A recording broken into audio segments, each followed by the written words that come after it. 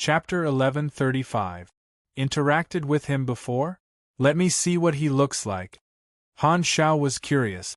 Aesop took out his communicator, operated it, and brought up a 3D image of a person.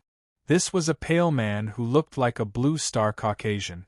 Han Xiao sized him up for a long time and felt that he was very unfamiliar. There was no such person in his memory.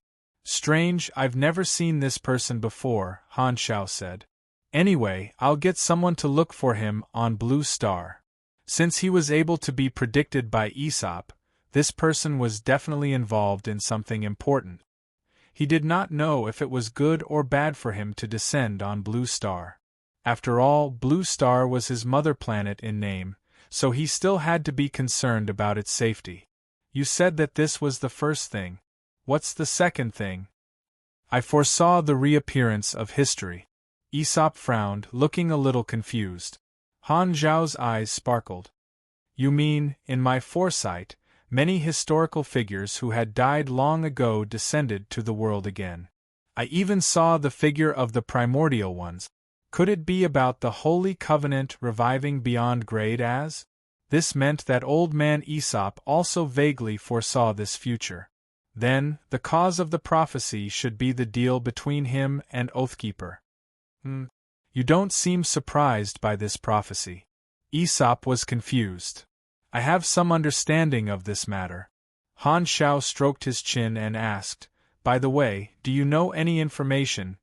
He briefly asked about the Holy Covenant organization, Oathkeeper, the Sanctums, and so on, hoping that Aesop, who had traveled extensively, would know some information that ordinary people did not. Unfortunately, Aesop shook his head, indicating that he had never heard of these things. However, when he mentioned Oathkeeper, he seemed to have thought of something. The high-dimensional psychic projection ability that ignores distance is not common. It sounds simple, but the requirements are actually very strict. Psychics and most psychic esper abilities cannot do it. If it's not his own esper ability, then it's a bit like a legendary primal esper ability entity, Soul Flame. As soon as he heard the words primal esper ability, Han Xiao knew that it was reliable and quickly asked, do you know anything else? Soul Flame is one of the super high-risk esper abilities. There have been no sightings of it for many years. Oh, you probably know this basic information, so I won't repeat it. I'll tell you something you don't know. When I was young, I seemed to have a premonition. That premonition warned me that if I did something, a person who used Soul Flame would suddenly appear and try to control me, forcing me to help him find something. So, I followed my foresight and avoided disaster, avoiding this line of fate. This guy might be the Oathkeeper you mentioned. This is my only interaction with him. After talking for a while, Han Xiao realized that this was all Aesop knew about Oathkeeper, so he could only give up. He made a mental note of the name Soul Flame and planned to ask the Primal Chaos Mysterious Energy and the Holy Light Particle. They were both members of the Primal Esper ability family, so they should know more. Moreover, Primal Esper ability entities had a long lifespan. If he knew who had the last time Soul Flame fell into, he might be able to get more information about the Holy Covenant organization. Since you know about this, I won't emphasize it. Aesop raised a third finger and said seriously, there's one last prophecy. I foresee that a universe-level disaster is brewing in a place we can't see. You're not talking about the intelligent plague, are you? Then your prophecy has probably expired. Do I look like I'm joking with you? Aesop said angrily. I see wormholes that span tens of millions of miles open in the void and fleets swarm out. A galactic war no less intense than the exploration era will break out. No one will be able to stay out of it. Han Zhao's eyes narrowed. It sounded like the invasion of the World Tree civilization. Prophecies would not appear out of nowhere. There had to be some kind of trigger or change. Now that Aesop had predicted this future, it meant that there was some progress in the World Tree civilization's plot. The first thing Han Xiao thought of was the wormhole coordinates back then.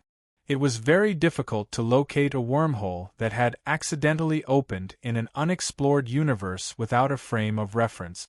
The workload was huge, and it required a lot of manpower and resources to calculate, deconstruct the coordinates, and deduce the model.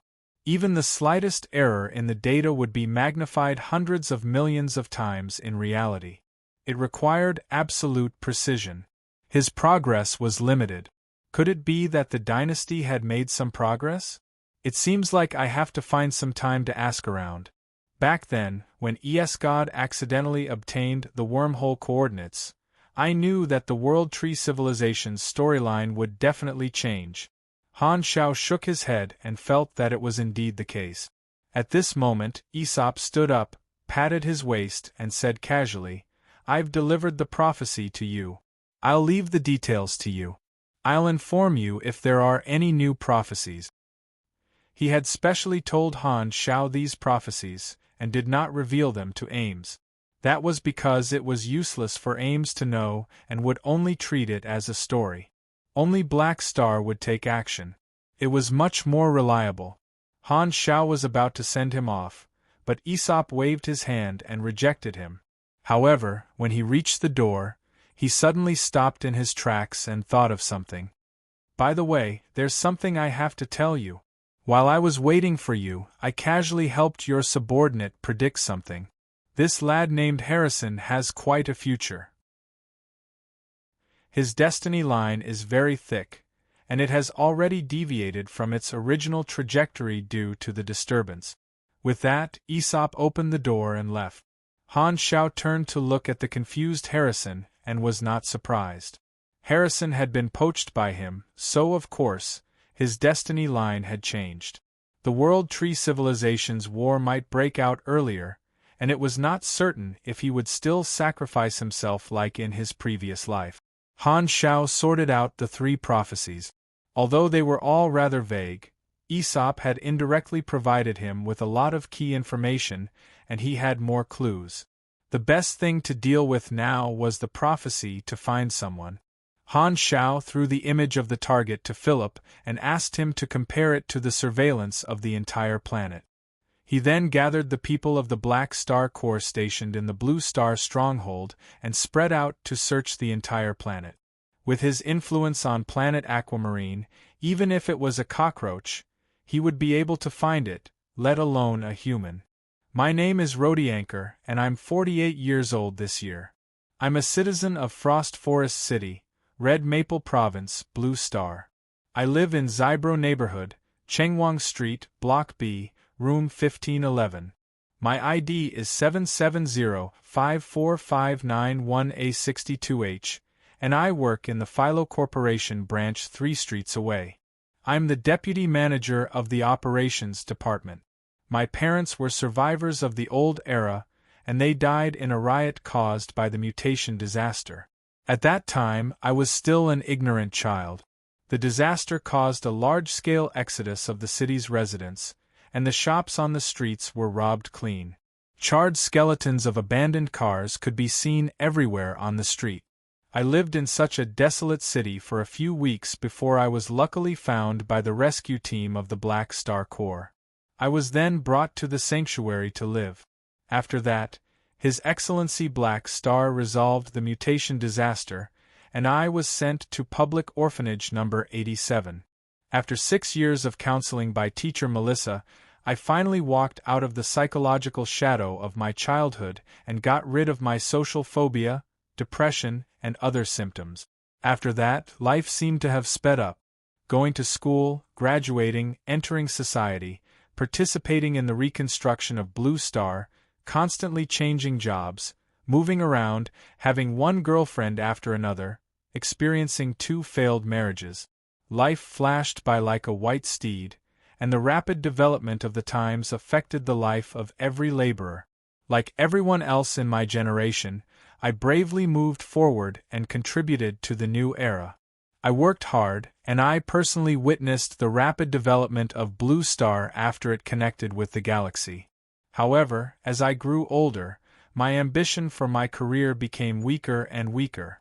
Instead, I missed my parents more and more. 5 years ago, I resigned from my job in a large enterprise in Black Star City and returned to my parents' hometown, Frost Forest City. The reconstruction of my hometown had already been completed, and I bought a property in this city. I found a new job and chose to settle down here. The new job was very leisurely, and there was not as intense a competitive environment as the capital. Life here was as simple as drinking water, and the people I saw every day were the same people. As I grew older, I liked a slow life, and I quickly adapted to and fell in love with this kind of daily peace. Galaxy Calendar Year 731, July 16th.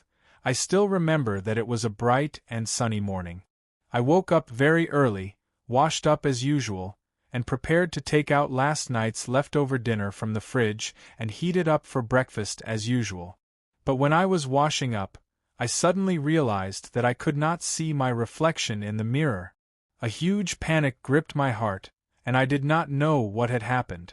I curled up in the corner of the bathroom and looked around uneasily, as though some monster would jump out at any moment. I trembled like this for more than a minute before I mustered up the courage to run out of the bathroom. I did not even dare to wear my shoes as I hurriedly grabbed my keys and rushed out of the house. I pressed the elevator button like a madman. The apartment I lived in was an apartment with a total of 33 floors and 4 elevators. Every time it was rush hour, the elevator would always go up to the highest floor and then slowly descend. It would stop at almost every floor. Usually, I would watch the morning news while waiting for the elevator, but now the waiting time felt like years. I was so anxious that I wanted to break open the elevator door and pull the cable inside to pull the elevator down. The elevator finally reached the 15th floor where I was. When the elevator door opened, it was almost full of people. Occasionally, when there was an overload situation like this, I would politely greet the neighbors inside and then obediently wait for the next elevator. But now I did not care so much. I grabbed the elevator door and shouted at them, telling them what had just happened. However, I soon realized that no one was looking at me, and no one heard me. It was as though in their eyes I did not exist. Just when I was in panic and fear, the people inside found that the elevator door could not be closed. They pressed the button to close the door in puzzlement. There was even someone who wanted to hit the elevator door, and it just happened to land on my arm. What happened next made me even more frightened. This person's hand easily passed through my arm, as if I was just an illusion. Before my brain could react, my vision suddenly trembled like water ripples, and I hallucinated. A woman in the elevator did not hold the communication device in her hand, and it fell to the ground. At this moment, my body suddenly exploded with intense pain. I could not control my body and fell to the ground, twitching. My vision quickly blurred, and a strong sense of sleepiness rushed to my brain. The moment before I fainted, I vaguely saw a communication device that was exactly the same as the one in the hallucination between the legs of many pairs of legs. It fell to the ground in the elevator. In the next second, I fainted. When I woke up again, the sky was already dark. I was still lying in front of the elevator door, and a sense of weakness ran through my body. Doubt of that feeling was as though I had not eaten for 2 days and had stayed up 2 nights at the same time. The intense hunger seemed to have chased away my fear. I moved back home step by step and almost finished all the food in the fridge. Only then did I regain my strength. During that time, I tried to use the metal cutlery and the camera to reflect my figure, but they all failed. After that, I forced myself to calm down and conducted many tests. I realized that I did not exist in the eyes of anyone, and I was unable to touch anyone. However, I seemed to be able to affect some substances that did not come into contact with living beings. Thus, I tried driving, stealing, causing accidents, and so on. Most of the actions that could affect others were interrupted by sudden fainting. However, many of my attempts at stealing succeeded, and no one noticed. Fortunately, I was able to survive until now. Otherwise, I would have starved to death long ago. The hallucinations that caused me to faint appeared frequently. I realized that I seemed to be able to foresee the future, but I was unable to activate or deactivate it. The moment I activated it, I would faint and feel weak. I guessed that this ability was exhausting my physical strength. I thought of the mutation disaster in the past. A terrifying mutation must have happened to my body. I lived in this state for 2 to 3 months. At first, I was very scared, then I felt happy for a period of time. However, after that, it turned into confusion and emptiness. I was unable to interact with people in reality, so I tried to communicate with people online. However, I realized that no matter what form I used to leave a message, it seemed to be ignored by others.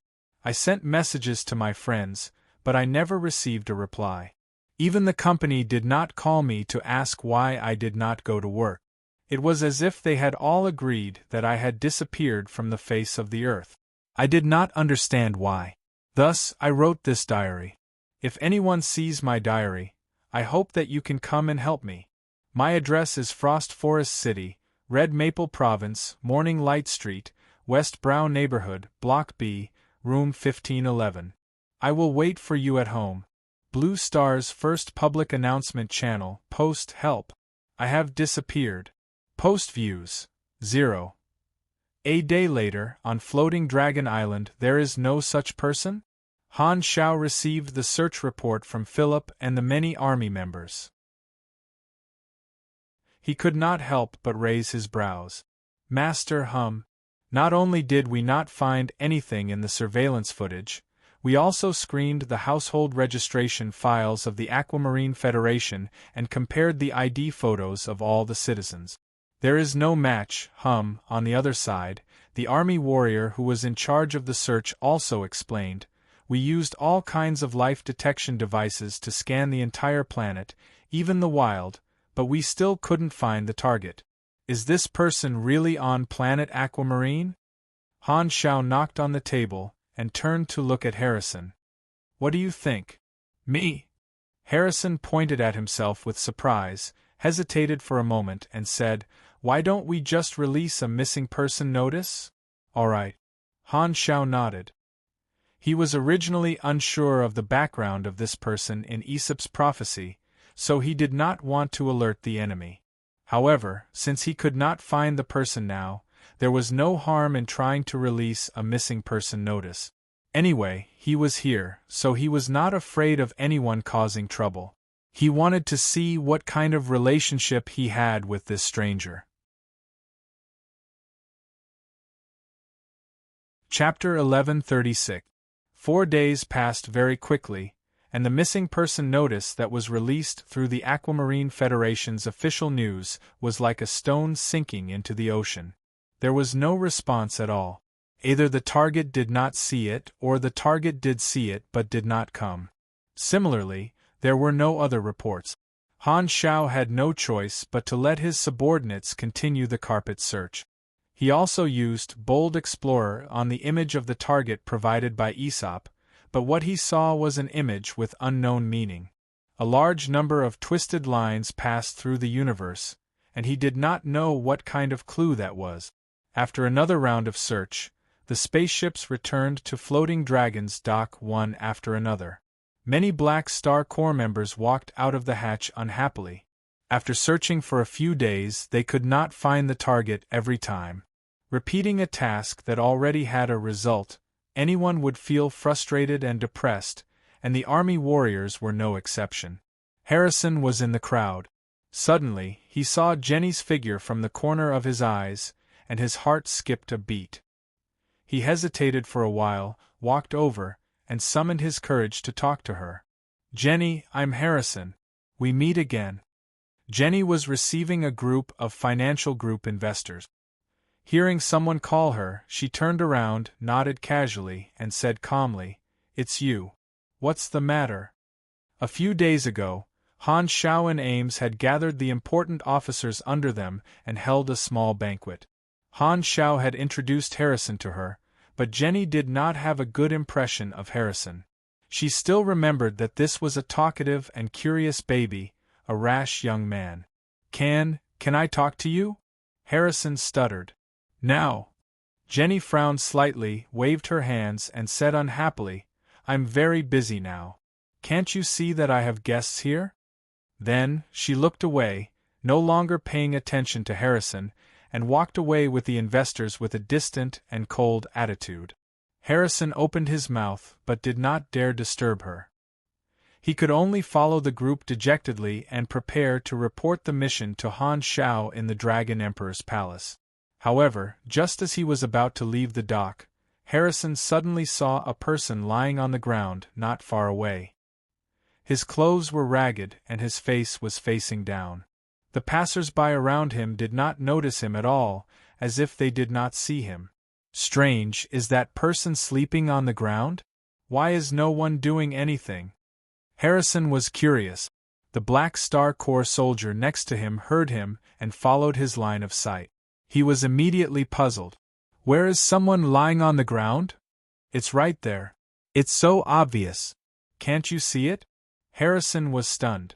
The surrounding army warriors all stopped and looked over. After staring for a few seconds, they turned around and looked at Harrison with strange gazes.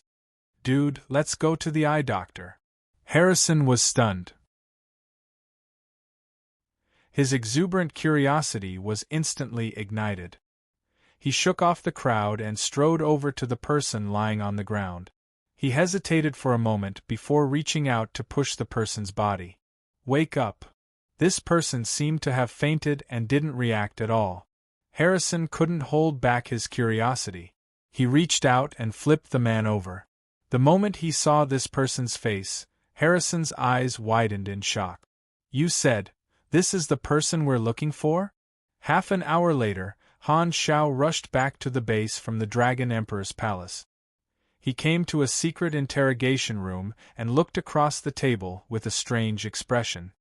That's right. I found him at the dock. He seems to have fallen into a coma and hasn't woken up. Harrison stood at the side and pointed at the chair opposite the table. Han Shao looked at the empty chair with a complicated expression. He said with a heavier tone, You're not kidding me, right? There's no one here. Harrison scratched his head and said in confusion, I don't understand either. It seems like other than me, no one else can see him. But I can guarantee that he's exactly the same as the target we're looking for. Where did you find him? Han Shao was confused. You might not believe me. Harrison shrunk his neck. I picked him up. Han Shao was speechless. What else can I say? If not for Harrison coincidentally bumping into him, even if this guy came right in front of him, he probably wouldn't have seen him. No wonder you're an explorer. This is your talent. You can pick up good things wherever you go. Han Shao was skeptical. After thinking about it, he sent a message to Aesop and asked him to come over.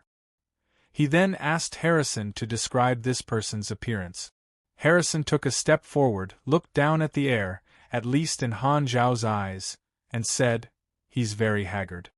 He's so thin that he's just skin and bones. His clothes are tattered, and there's a lot of dust on him. It's like he hasn't taken care of himself for many days. Han Shao asked Philip to outline this person's current appearance according to Harrison's description. This person was much thinner than the portrait Aesop provided. Without comparison, it was almost impossible to recognize the two as the same person. After a while, Aesop rushed over. He looked at the empty seat as soon as he entered the room and chuckled. You guys are pretty efficient. You found him so quickly. Seeing this, Han Shao was depressed. Why can't I see it? What kind of screening mechanism is this? If not for the fact that he knew Harrison's personality, he would almost think that these two guys colluded to trick him. With that thought, Han Shao reached out and swept the air in front of him. He did not feel any physical sensation. Army Commander, your hand passed through his body. Harrison was explaining when he suddenly got a shock. Wait, he suddenly started convulsing like he was electrocuted.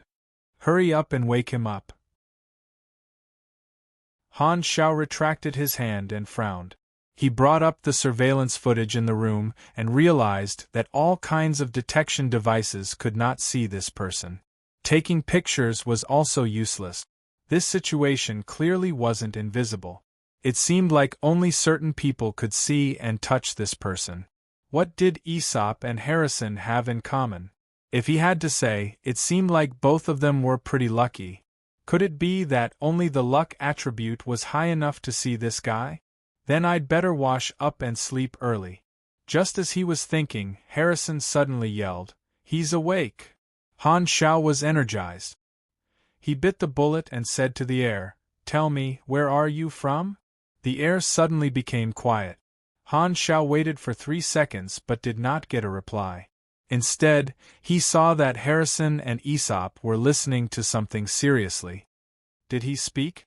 Looks like I can't hear him either. Han Shao was helpless. Tell me, what did he say? He said his name is Rodianker, and he's from Blue Star. Harrison scratched his head and repeated what he said.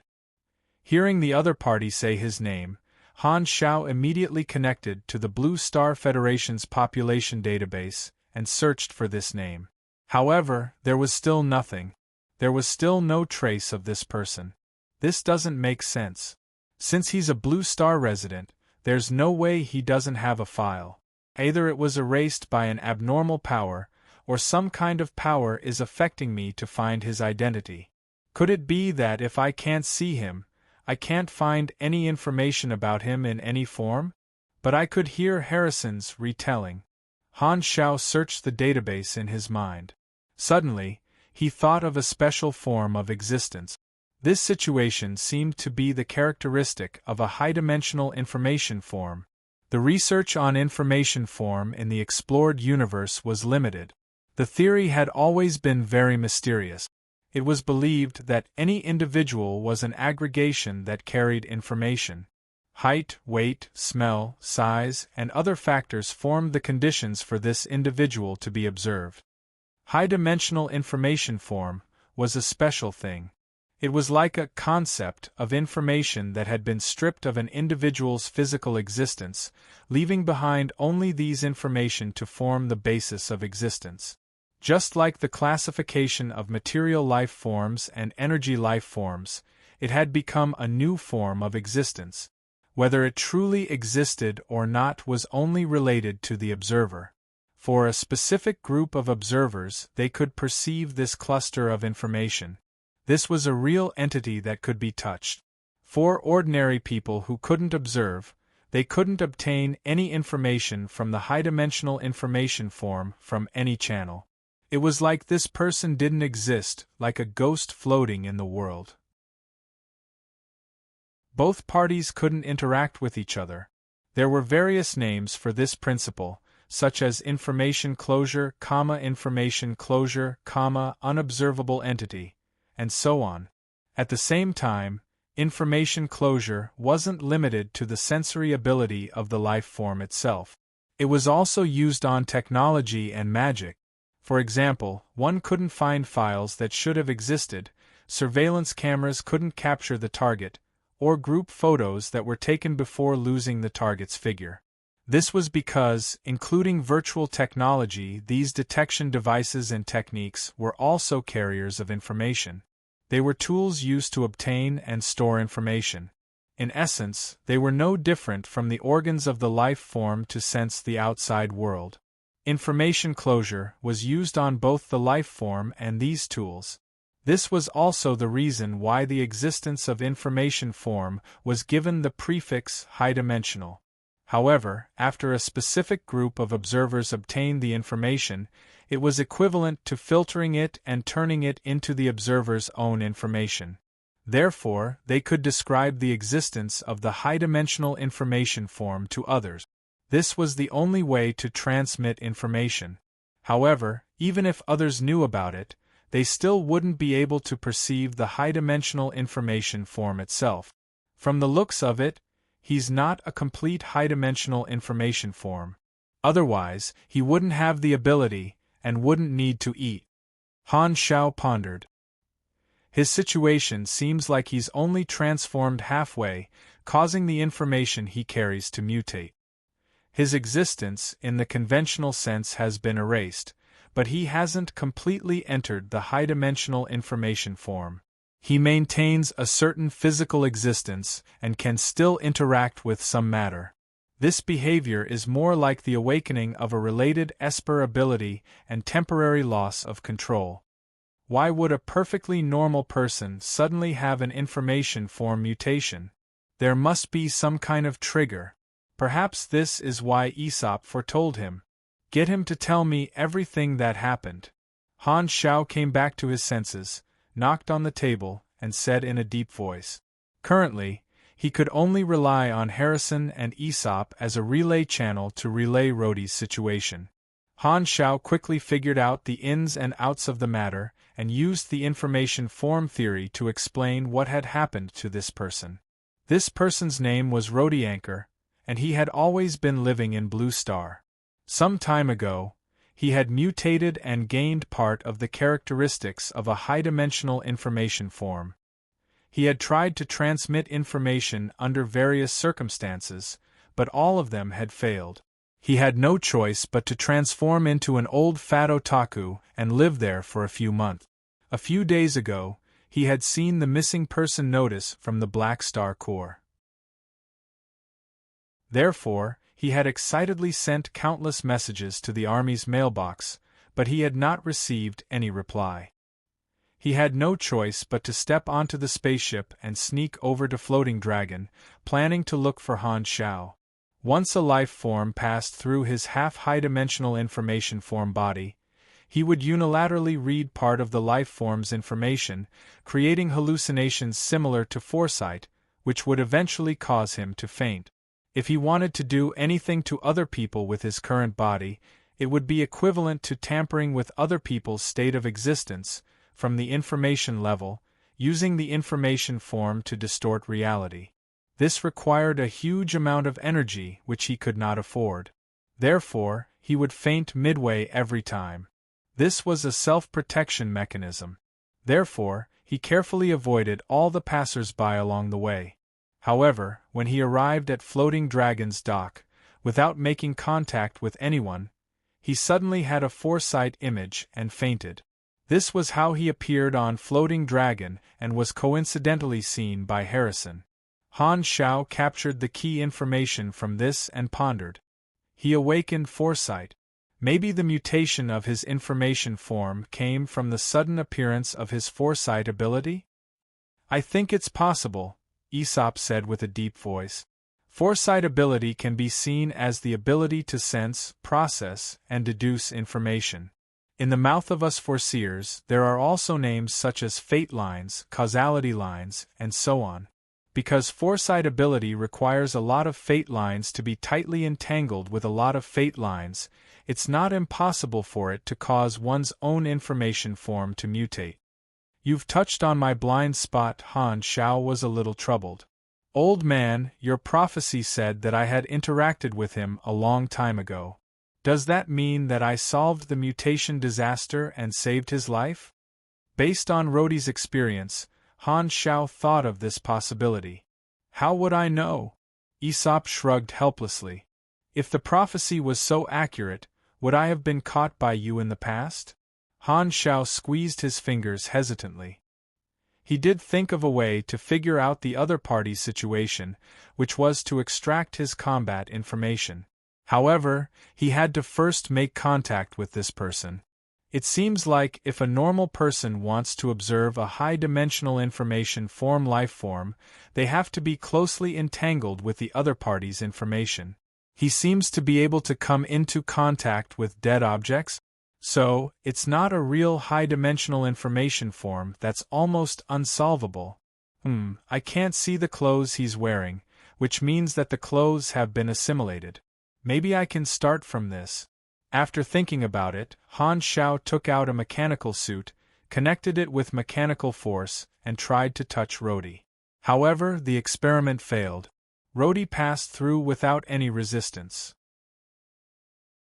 The mechanical suit that accepted the mechanical force connection maintained contact with Han Xiao, so he was unable to touch the other party. He deactivated the mechanical force connection and let Rhodey come into contact with it again, but it still failed. Artificial intelligences are also observers, Aesop reminded him. Han Shao had no choice but to deactivate the artificial intelligences in the mechanical suit. After experimenting again and again, when the virtual connection was completely cut off, Rhodey finally successfully put on the mechanical suit. The next moment, the mechanical suit disappeared right in front of Han Xiao's eyes. Seeing this, Han Xiao tried to use mechanical force, virtual technology, and other means to find the existence of the mechanical suit, but it was to no avail. This mechanical suit disappeared into thin air just like that, also turned into a high-dimensional information form. Then, Han Xiao had Rhodey take off the mechanical suit, and the suit appeared on the ground out of thin air. After using all kinds of methods to test it, Han Xiao could not help but sigh. He's like an information black hole. I'm at my wit's end. Aesop had his hands on his hips, frowned, and said, "Is there really no other way? This thing can be called metaphysics or materialism, but it's too difficult to find a loophole." Han Xiao was a little helpless. Someone who could not observe Rhodey would not be able to create any information interaction. Combat was also a form of interaction. Even if Han Xiao hit him with a cannon, he might not be injured at all. Only when a neutral weapon that was not affected by any observer attacked him would he be fully injured. If not for the fact that this guy can't affect other non-observer life forms subjectively, he would be a terrifying infiltrator. Han Xiao clenched his teeth, looked at Harrison, and said, "Can you help me? Can you help me ask him what he wants me to do for him?" Harrison nodded, listened for a while, and repeated, "Your Excellency Black Star, he's begging you. He hopes that you can help him get out of this state." As soon as he said that, Han Xiao's heart skipped a beat. A notification popped up on the interface. "You have triggered the mission, Destiny's Child. Sub-body transformation. Mission introduction. Rhodey Anchor, an ordinary person who worked hard, had a special mutation one day. He hopes that you can help him solve this problem. Mission requirements. Resolve Rhodey's mutation and find the source of the mutation. Rewards. X2 random rewards, plus 80 Rhodey favorability, X2 character summon cards. Before Han Xiao could take a closer look at the mission, a thin, weak, middle-aged man appeared in front of him, sitting on a chair and looking at him with a hopeful expression. It was the victim, Rhodey, who had appeared out of nowhere. It worked. Han Xiao was shocked. He did not have much hope, but he did not expect it to work. Being able to see Rhodey meant that there was an information entanglement between the two parties, and the source was definitely not just the other party's request. Han Xiao was sure that if the interface did not trigger the mission, even if he knew the other party's request, he would not have been able to see him. So, the interface became a bridge between the two parties, helping him complete the information entanglement. However, this was not what surprised Han Xiao the most. The reason was the name of the mission, Destiny's Child. Isn't that one of the trump cards of the Germinal organization in version 1.0? Although I've never seen it, I've gotten its character summon card before. How is this related to Destiny's Child? Wasn't that guy already dead? So, this is what Aesop meant by intersection. Han Xiao's mouth twitched and thousands of words surged in his mind, but they all converged into one sentence. Amazing!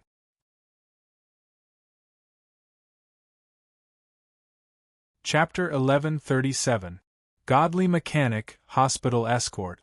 Today's update will probably be a little late. Please wait for a moment. Once the content is updated, please refresh the page to get the latest update.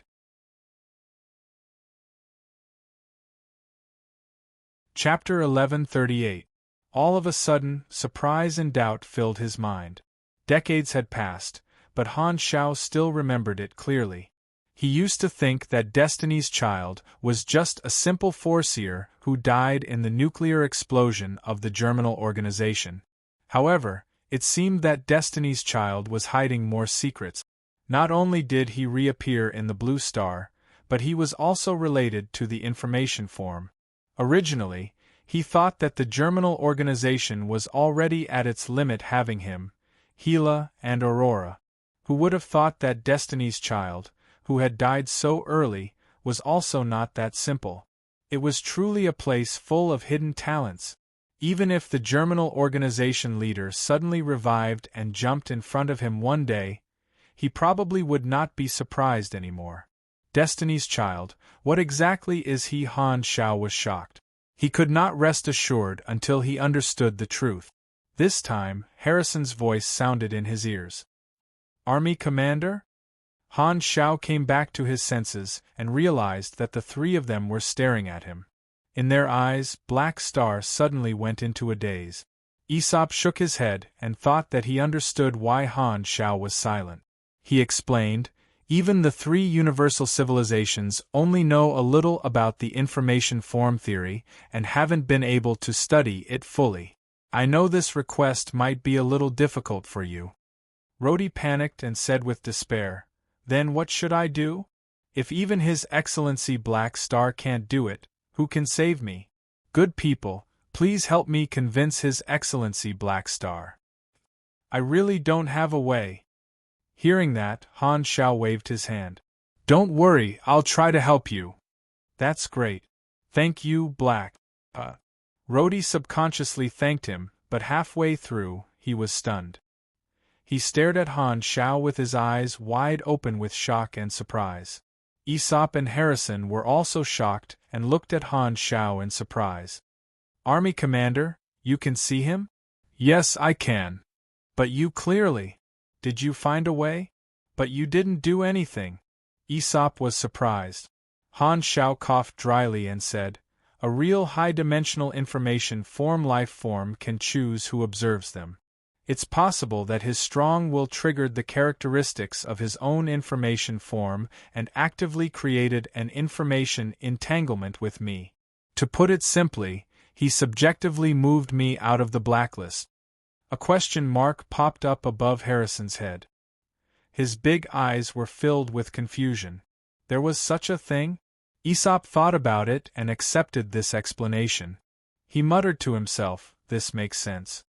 He may have inherited this trait, but he can't control it actively. However, he may be able to subconsciously influence it. Han Shao looked at him with a smile and silently cheered for the old man in his heart. That's the feeling. Please continue to imagine and help me convince yourself. Like a drowning man grasping at the last straw, Rhodey put his hands on the table and trembled with excitement. Thank you so much, he said in a trembling voice. Thank you so much. You're really like what the news says. Not only are you a great man of Blue Star, but you're also a great man of the entire universe. You're too noble. To tell you the truth, in my 48 years of life, I only admire one person, and that's you. I've been looking up to you as a role model since I was young. You're the light in my life, the motivation to move forward, and the inspiration to grow up. After a series of compliments, Han Shao could not help but smile appreciatively. He loved to hear such honest words. But soon, he put away his smile and waved his hand, signaling Luo Di to calm down. You don't have to be so grateful to me. To be honest, I'm only helping you because I'm interested in your mutation and want to study it. As for whether I can cure you, I can't guarantee. I understand. I have nothing else to repay you with. I'll do my best to cooperate with your research. Rhodey nodded. Han Shao nodded with satisfaction. There was no free lunch in the world. It was convenient for Rhodey to know that. If Rhodey were to ask for help and act like he was paranoid, Han Shao might use a more forceful method and not cooperate unless he used violence. He stood up and walked around Luo Di, sizing him up from head to toe. Suddenly, he had a thought. That's right, I've already completed the information entanglement step with him. It should be fine to stab him now. With this thought, Han Shao immediately took action. He raised his finger, and a nanoparticle was compressed and formed into a thin metal needle. He flipped his wrist and carefully stabbed it into Rhodey's arm. The strength he used was similar to an ordinary person picking up an ant with their fingers, afraid that the ant would be crushed to death if they used too much strength. The thin needle retracted as soon as it touched him. Han Shao immediately looked at the interface. As expected, damage was dealt. The combat information appeared, and Rhodey's attributes were displayed. The target was just an ordinary person. His interface was extremely clean, and all of his abilities were within the range of an ordinary person. There were only a few lines of words, which was completely different from the interface of a super. Only one anomaly caught Han Zhao's attention. First, Rhodey's status bar maintained a special status, which was exactly the same as the mission name. Destiny's Child Subbody Transformation.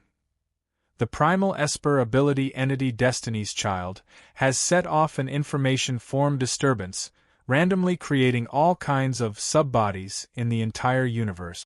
You are one of the chosen random numbers. A mutation will occur in your body. The characteristics of the information form will gradually appear in your body, and you will randomly be born with some of the related abilities of Destiny's Child. During the transformation process, not only will your body change, but your personality will also gradually change. When this process is over, you may lose most of your desires and emotions. You may lose your memories. You may believe in a false life experience. A brand new personality and a brand new self will be born in your body. Current transformation progress. 37. 1% Han Zhao's eyes widened as he caught the key information. Destiny's Child is a primal Esper ability entity, randomly creating subbodies in the entire universe? This was a little unexpected. On the super high-risk Esper ability list, there was no Destiny's Child. In his previous life, the players also did not discover any related information. Could this be a primal Esper ability that had not been discovered or publicized? Looking at the introduction on the interface, Han Zhao's imagination ran wild. If Destiny's Child has such a mechanism, the one in the Germinal organization in version 1.0 should only be a subbody and not a primal Esper ability entity. Rhodey hasn't completely transformed yet. Once he becomes a complete Destiny's Child subbody, his personality will be replaced, and it might be another form of death. Han Shao was deep in thought. Although he knew that the true face of Destiny's Child was a primal Esper ability entity, there were still many mysteries. Perhaps Ah Hun and Ah Sheng, who were also primal Esper ability entities, had information on this. Han Shao told them to wait in the room while he went to another room, closed the door, opened the secondary dimensional army box, and took out the mysterious energy host. He also sent a long-distance message to Aurora and added the holy light particle into the chat channel. Black Star, why are you looking for us? Let's chat more. The primal chaos mysterious energy was very happy. He did not have a host and was almost bored to death in a metal carrier without a soul. I have something to ask you guys, Han Shao said with a deep voice. Do you guys know a primal Esper ability entity called Destiny's Child? Considering the different names, Han Shao specifically repeated some of the characteristics of Destiny's Child, which were all inferred from the information on the interface. Hearing this, the primal chaos mysterious energy and the holy light particle suddenly fell silent. After a while, they asked in confusion. This guy. I think I've seen him before? Strange, did I sleep too much? I vaguely remember that I know him, but I just can't remember. This feeling was like suddenly realizing that someone looked very familiar, but they just could not remember who he was. Han Shao narrowed his eyes and guessed. According to the intelligence, Destiny's Child has a lot to do with information forms. Maybe it's because of this that the two of you can't remember. The two of them tried their best to recall, hesitated, and said, Maybe you're right. We can't remember any more information about it. We only remember that in our impression, There is a primal esper ability entity that can switch between a physical form and a high-dimensional information form. It has the ability to predict the future and interfere with reality. Maybe this is the Destiny's Child you mentioned. It seems like I can't get any more information from them. Han Zhao's eyes moved, and he changed the topic. Then, do you guys know Soul Flame? It's also a primal esper ability entity. I know this one. The primal chaos mysterious energy quickly answered, afraid that the holy light particle would take away the chance to talk. This guy comes and goes like a shadow. I haven't seen it many times. The last time I heard about it was during the exploration era. It seemed to have chosen a primordial one as its host and then disappeared for many years. Han Zhao's eyes sparkled. According to Aesop's intelligence, Oathkeeper was very likely the host of Soul Flame. He might even be the primordial one that the primal chaos mysterious energy was talking about. As long as he knew his identity, he would be able to see through Oathkeeper's true identity. Do you still remember who that primordial one is? Han Xiao quickly asked. I only remember his nickname. I think it's Soul Emperor, which means Emperor of Souls. He's a powerful psychic esper, but he seems to have died in battle. Wow, this nickname sounds like it's not to be messed with. Han Xiao noted it down and planned to ask for internal information from the dynasty when he returned to investigate the life of this Soul Emperor. As for something as mysterious as Destiny's Child, the dynasty might not have records of it.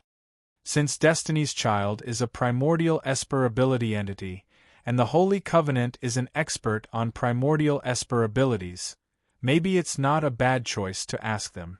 Han Xiao nodded and made up his mind. After completing the deal with the Holy Covenant, he would ask Oathkeeper about the origin of Destiny's Child. Maybe he could get some information from the Holy Covenant. Suddenly, he had a guess. Speaking of which, could Destiny's Child be in the hands of the Holy Covenant? I think there's a chance, but it's not high. Destiny's Child can create disturbances, so it should be free, not like it's being taken in. Why worry so much? I won't lose anything by asking anyway. Han Xiao curled his lips.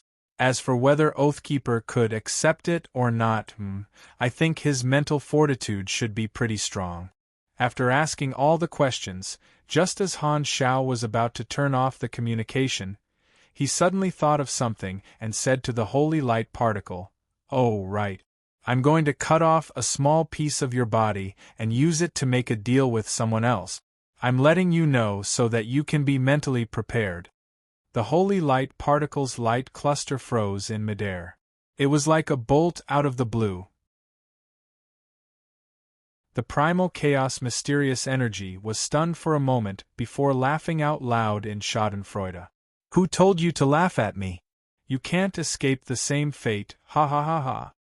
The holy light particle was speechless. So tired. I feel like I won't love again. P.S. I've chased this out. I still have to cook porridge and send it to the hospital later. I've cracked _ smiley face, angle _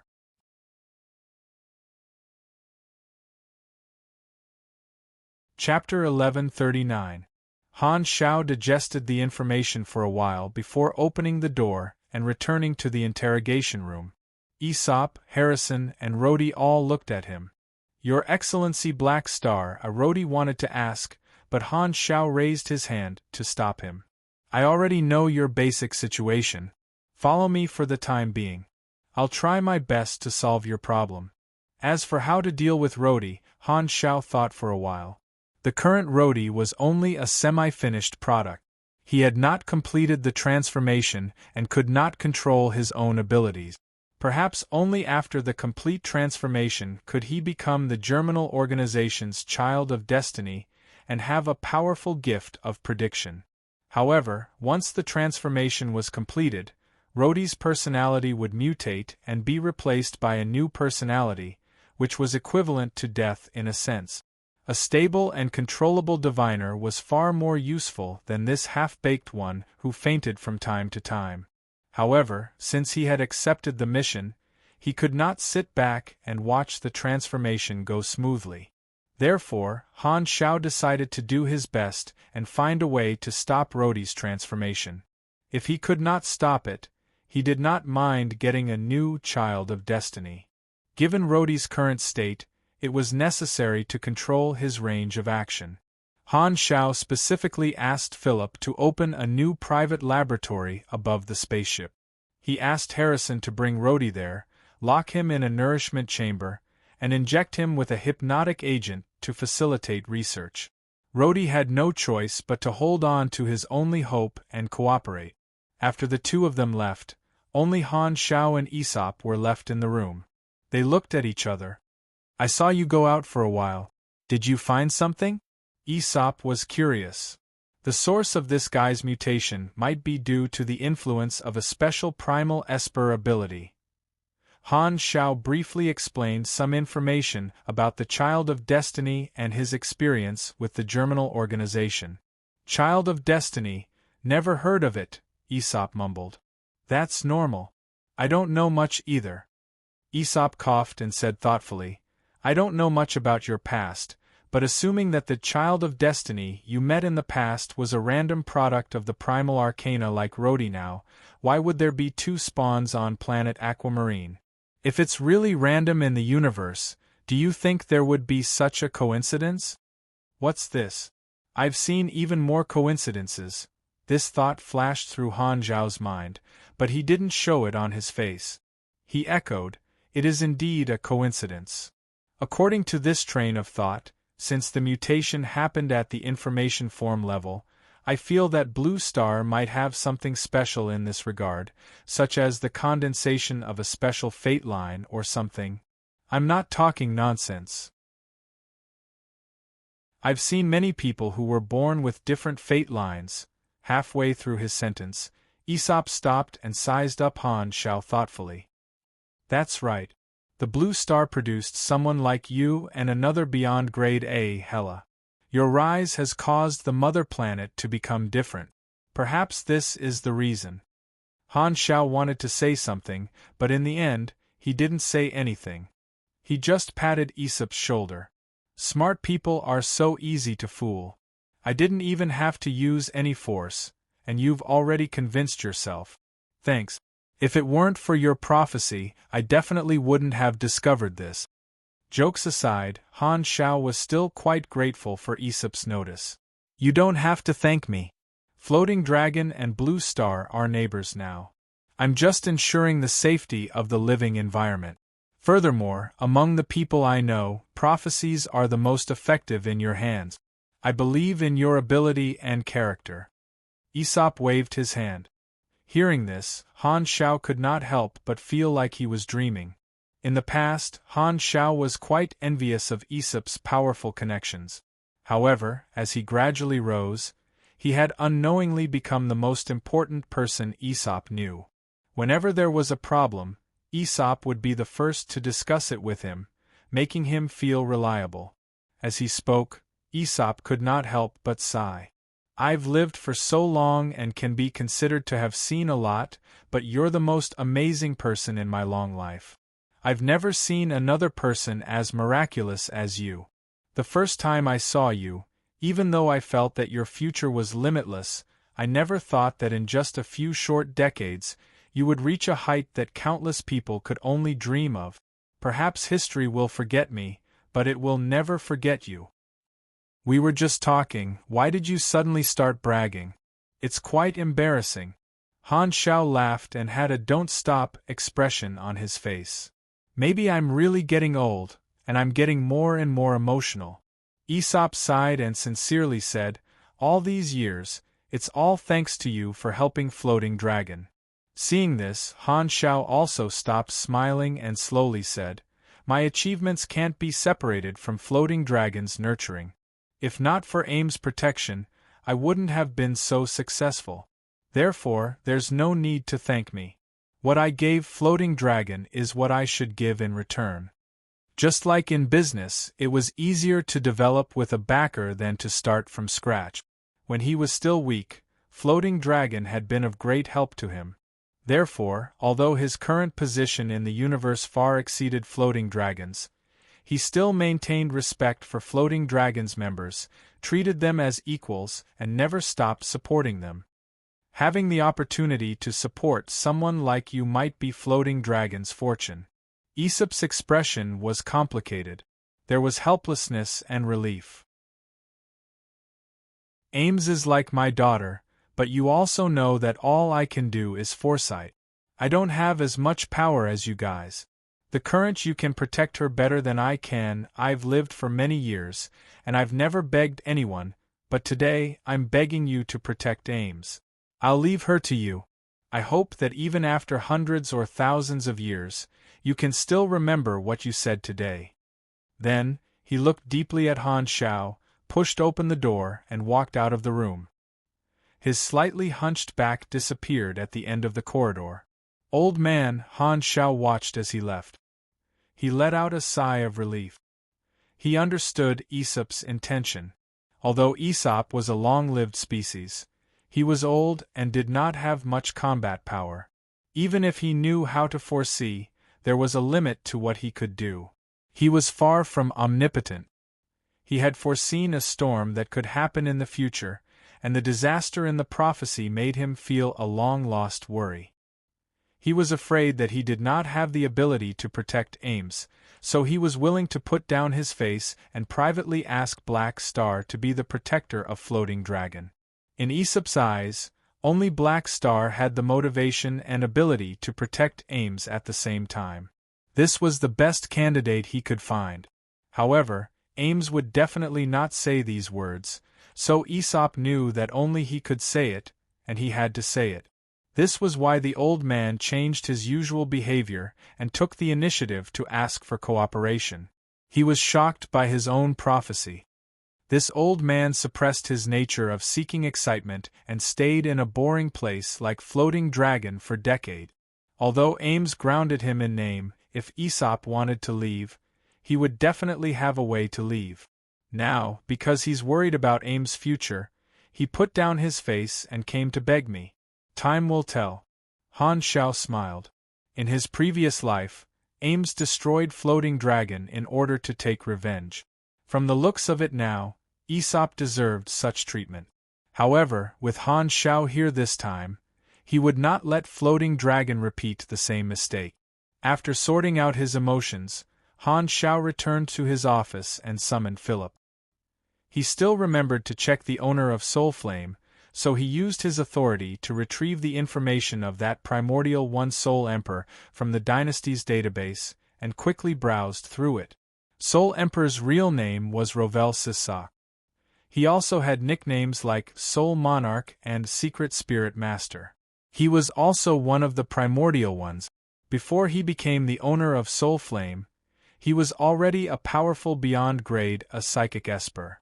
This person was born in an advanced civilization and was a tyrant during the exploration era. At that time, the beyond grade as had just been born. Compared to other types of abilities, psychic esper abilities that had broken through the calamity level were more difficult to deal with. The soul barrier that had not been upgraded could not stop Soul Emperor. He could easily penetrate the shields and armor to kill or control the crew. Very soon, he made a name for himself in the exploration era war. After obtaining the Soul Flame, he was like a tiger that had grown wings. With his powerful personal abilities, he had conquered many cities for his own civilization and won many local battles. He had made great contributions countless times and received innumerable awards and honors. He was regarded as a hero and protector by the entire civilization. However, as the advanced civilizations began to focus on researching beyond grade as the short era where the primordial ones were unparalleled passed very quickly. The battles became more difficult, and beyond grade as started to die. Soul Emperor was no exception.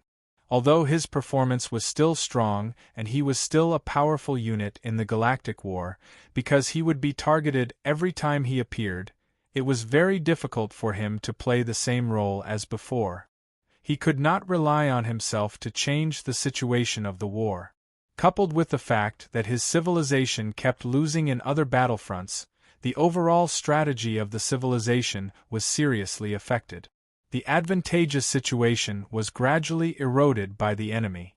Therefore, Soul Emperor's combat style gradually became more aggressive.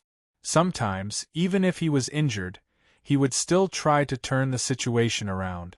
Although it was not enough, one could see his vision and loyalty to contribute to the civilization. The primordial ones of the past were different from the current beyond grade, as many of them did not have the thought of being independent. In the Exploration Era War, the fate of an individual and the fate of a civilization were almost tied together. In the tireless battles, the turning point soon arrived. Soul Emperor's civilization and the many enemies used two star systems as the main battleground. They invested a huge amount of troops and started a decisive battle. Countless fleets tore at each other on one battlefront after another.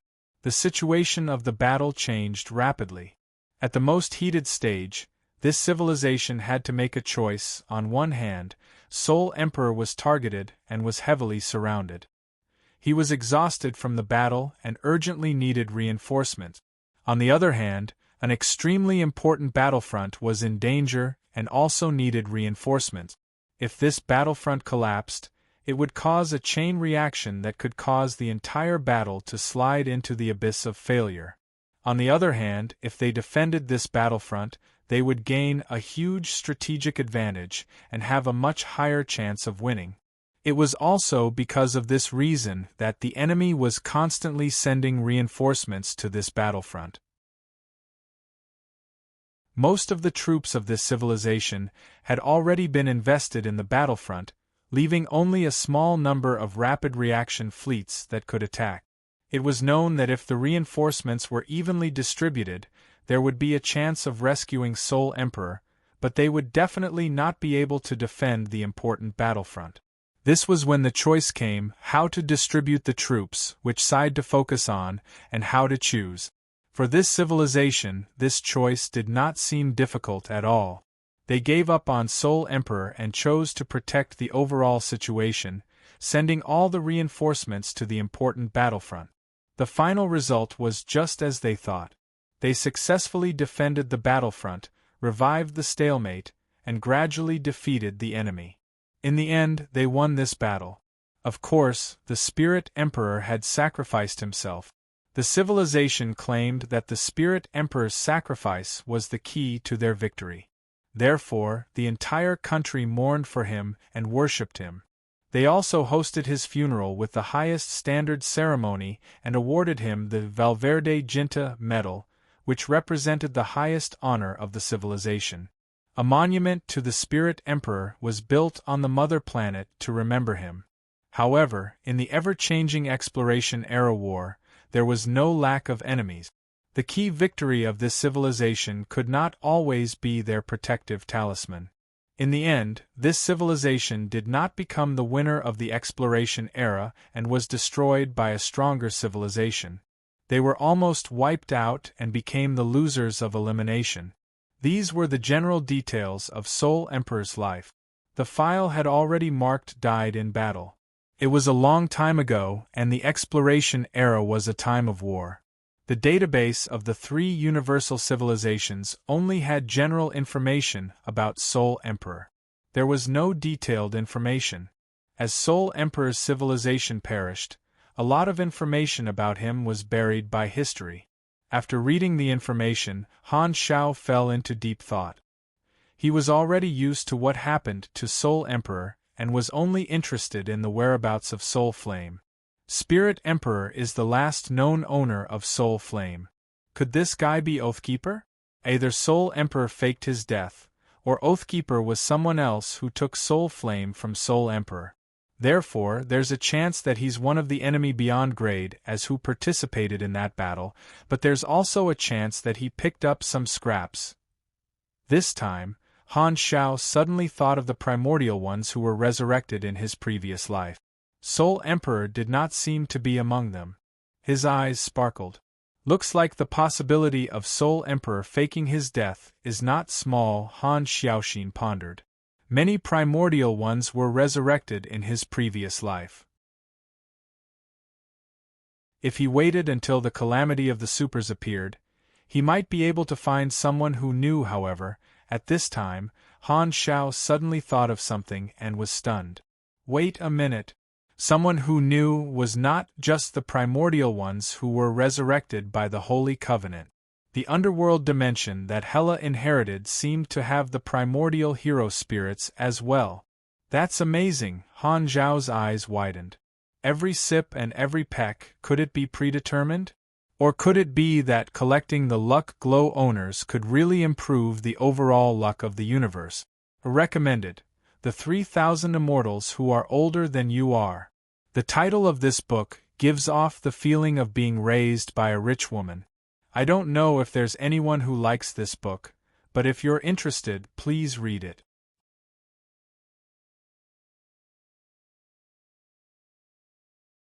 Chapter 1140.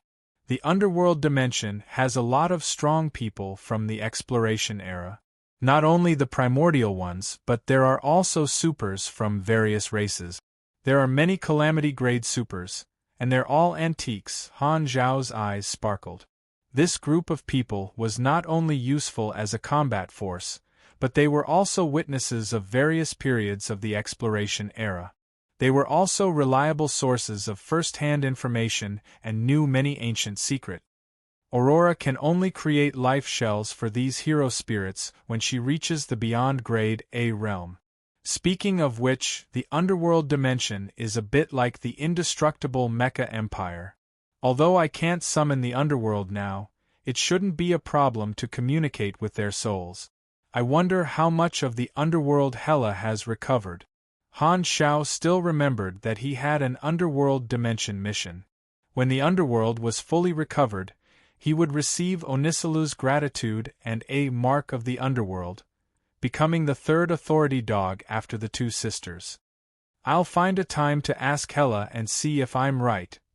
Now that Hela had gone to the secondary dimensions, communication was not convenient.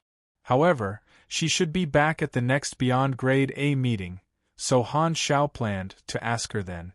It was not long before the next meeting of the Development Union, so he did not need to go to the secondary dimensions to look for her. Soul Emperor faked his death, and he suspected that this was Oathkeeper's true identity. He had not decided if he should test him the next time they met. Beep beep. This time, Harrison sent a message, saying that Rhodey had been properly settled. Got it. Han Xiaoxin was quite happy. My intuition was right. This time, I did have a pleasant surprise when I returned to Blue Star. I discovered the secret of Destiny's Child, obtained a half-transformed subbody, and even obtained some key information from Aesop. However, Aesop's prophecy also made him feel pressured. It was as if he could see that a storm was brewing in the future. The higher the level of contact, the more secrets he knew, the more he could feel the turmoil and chaos hidden under the stable and prosperous surface of the explored universe. Han Shao crossed his hands over his nose and pondered. I have to find a way to find out how the Red Empire's research on the World Tree Civilization's wormhole coordinates is going. After spending a few days as a guest on Floating Dragon Island and paying a visit to Bennett, Han Shao took the fleet and set off again, heading toward the flickering world. On the dock, Ames stood at the edge of the track. The exhaust flames spurting out from the spaceship thrusters made her black dress dance in the wind like a rolling black fog. She led the Floating Dragon officers and watched as the Black Star fleet left the spaceport in an orderly formation. She slowly accelerated, turned into streams of light, and disappeared into the depths of space, out of sight. He left again. Ames retracted her gaze and exhaled softly. She lowered her head and looked at the data storage device in her hand. This was a gift from Han Shao before he left. It stored an ultimate Esper knowledge.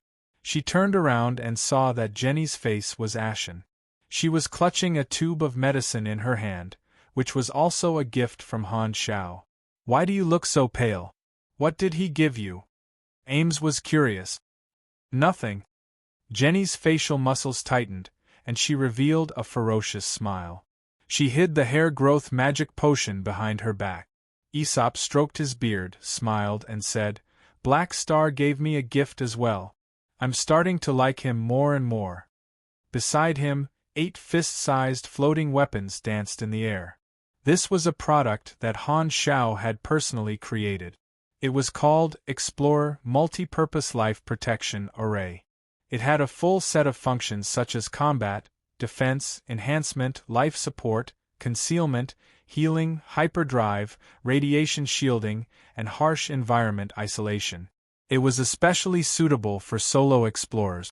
With such a set of equipment, it was equivalent to having a guard team, a logistics team, and a galactic vehicle with them. Even an ordinary person would be able to survive in a Grade B environment for a long time.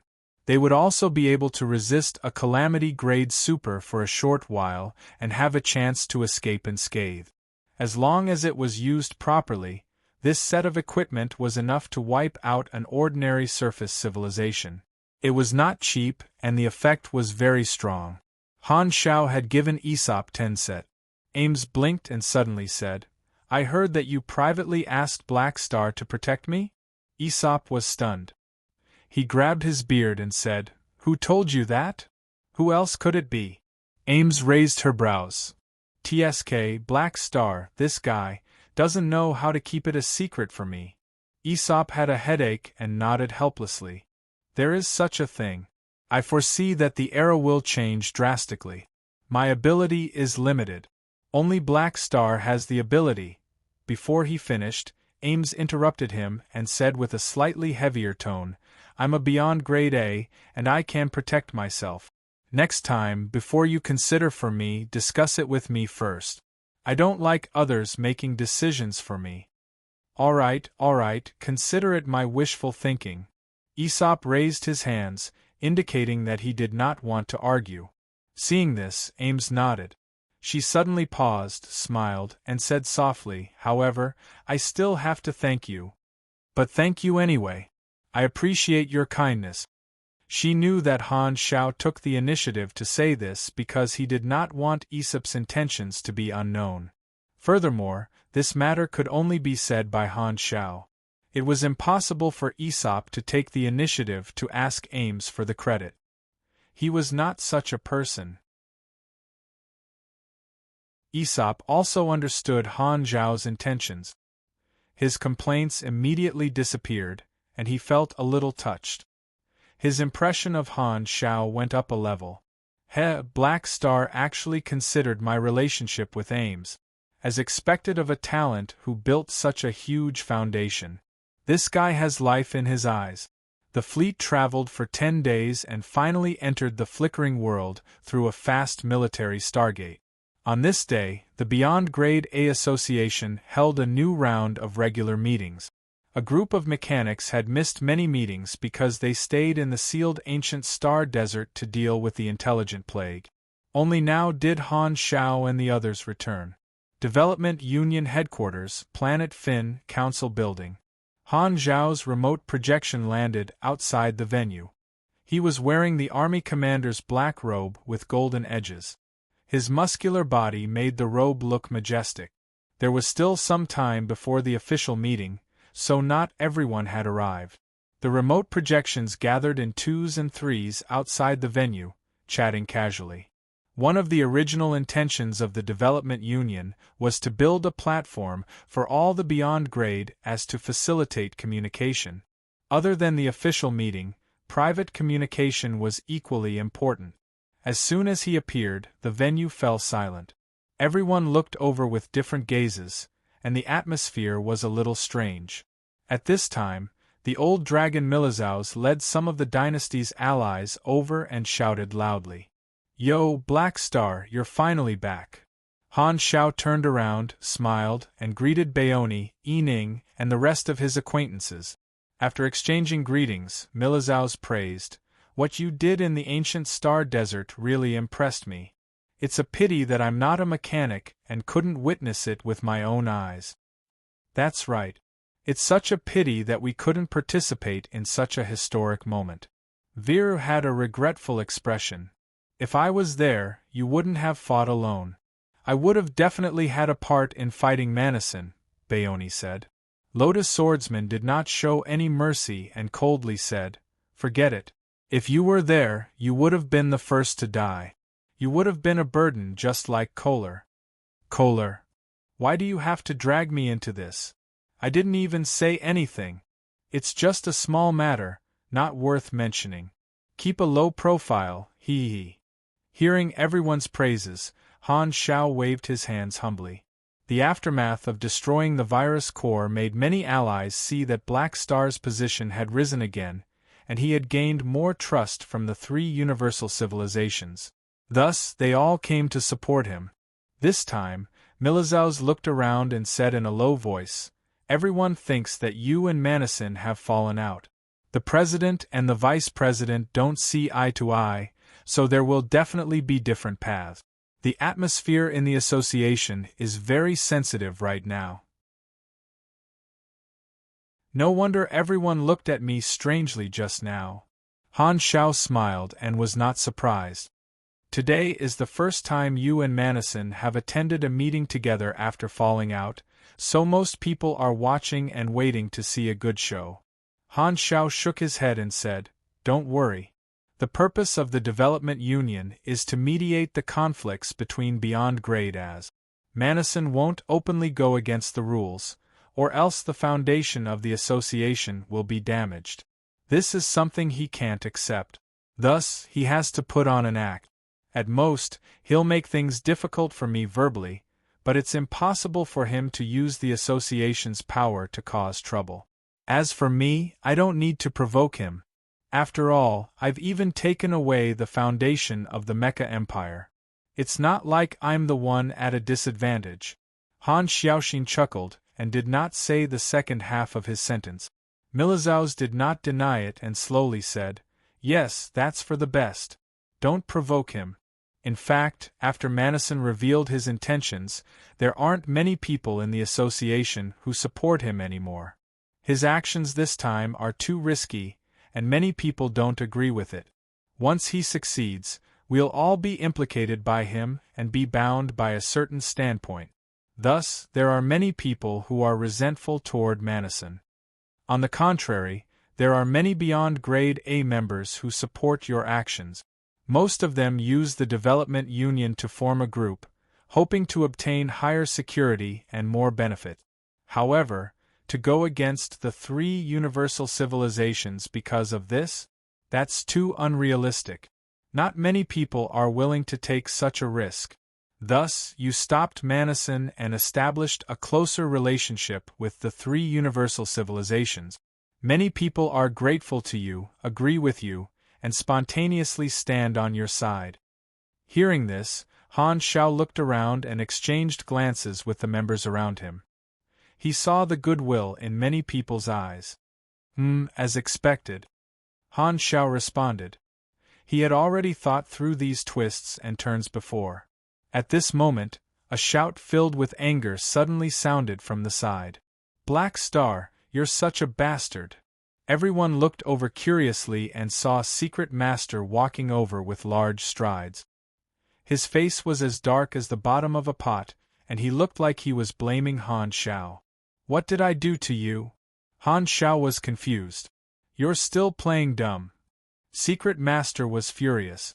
You attacked my black market forces in the ancient Star Desert while the star field was sealed. I was following orders to prevent the virus from leaking. Han Shao blinked. Guess if I believe you or not. Secret Master's face was ashen.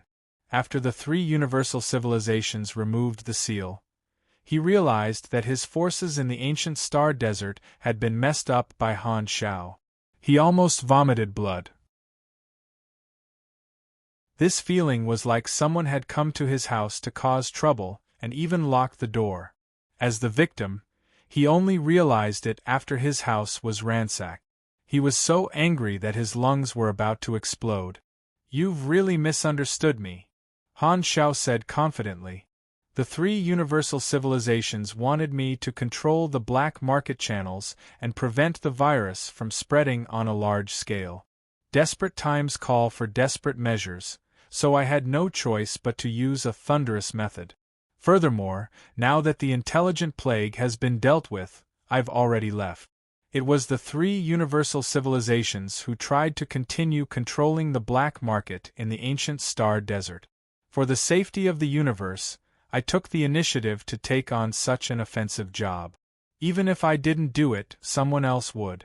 Don't you think so? The thickest thing I've ever seen is your face.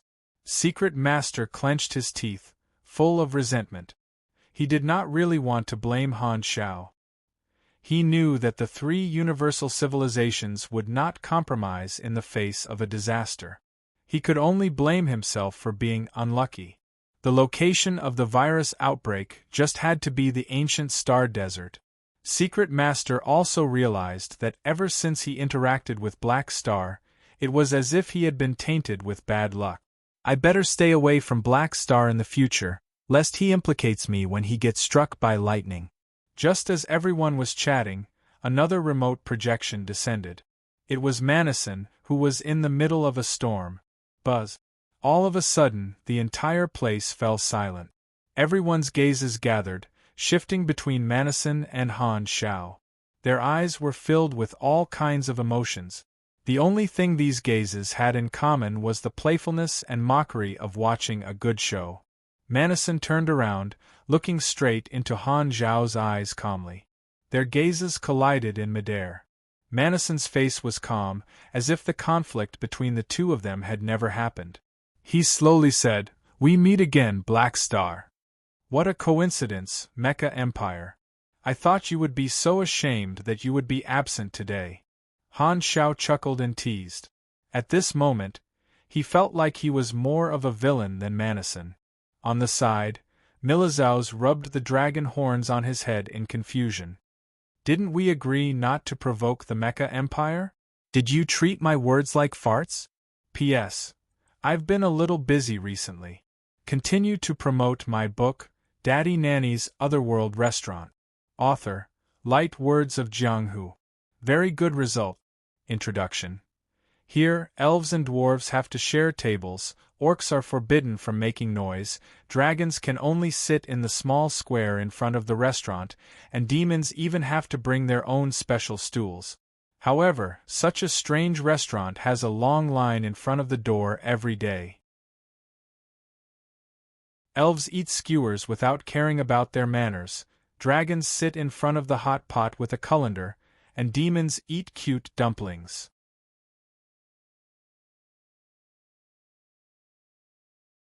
Chapter 1141. Manison was not angry. He sized Han Shao up and nodded. "You're quite humorous. I'm the president of the Development Union. Even if you're absent, I won't be absent. What you're doing as the president is not right. Everyone supports you, not for you to gamble with everyone's interests." Han Shao stood with his arms crossed and clicked his tongue. Previously, Han Shao had praised the old dragon to the skies, but the moment they met, he had completely thrown away the idea of not provoking the Mecha Empire. Now, whenever he saw Manison, he would want to stroke the tiger's whiskers. Knowing the attitude of the association, he deliberately squeezed Manison to provoke dissatisfaction in the hearts of many people present. The results were great, and many people looked at Manison with even more unfriendly eyes.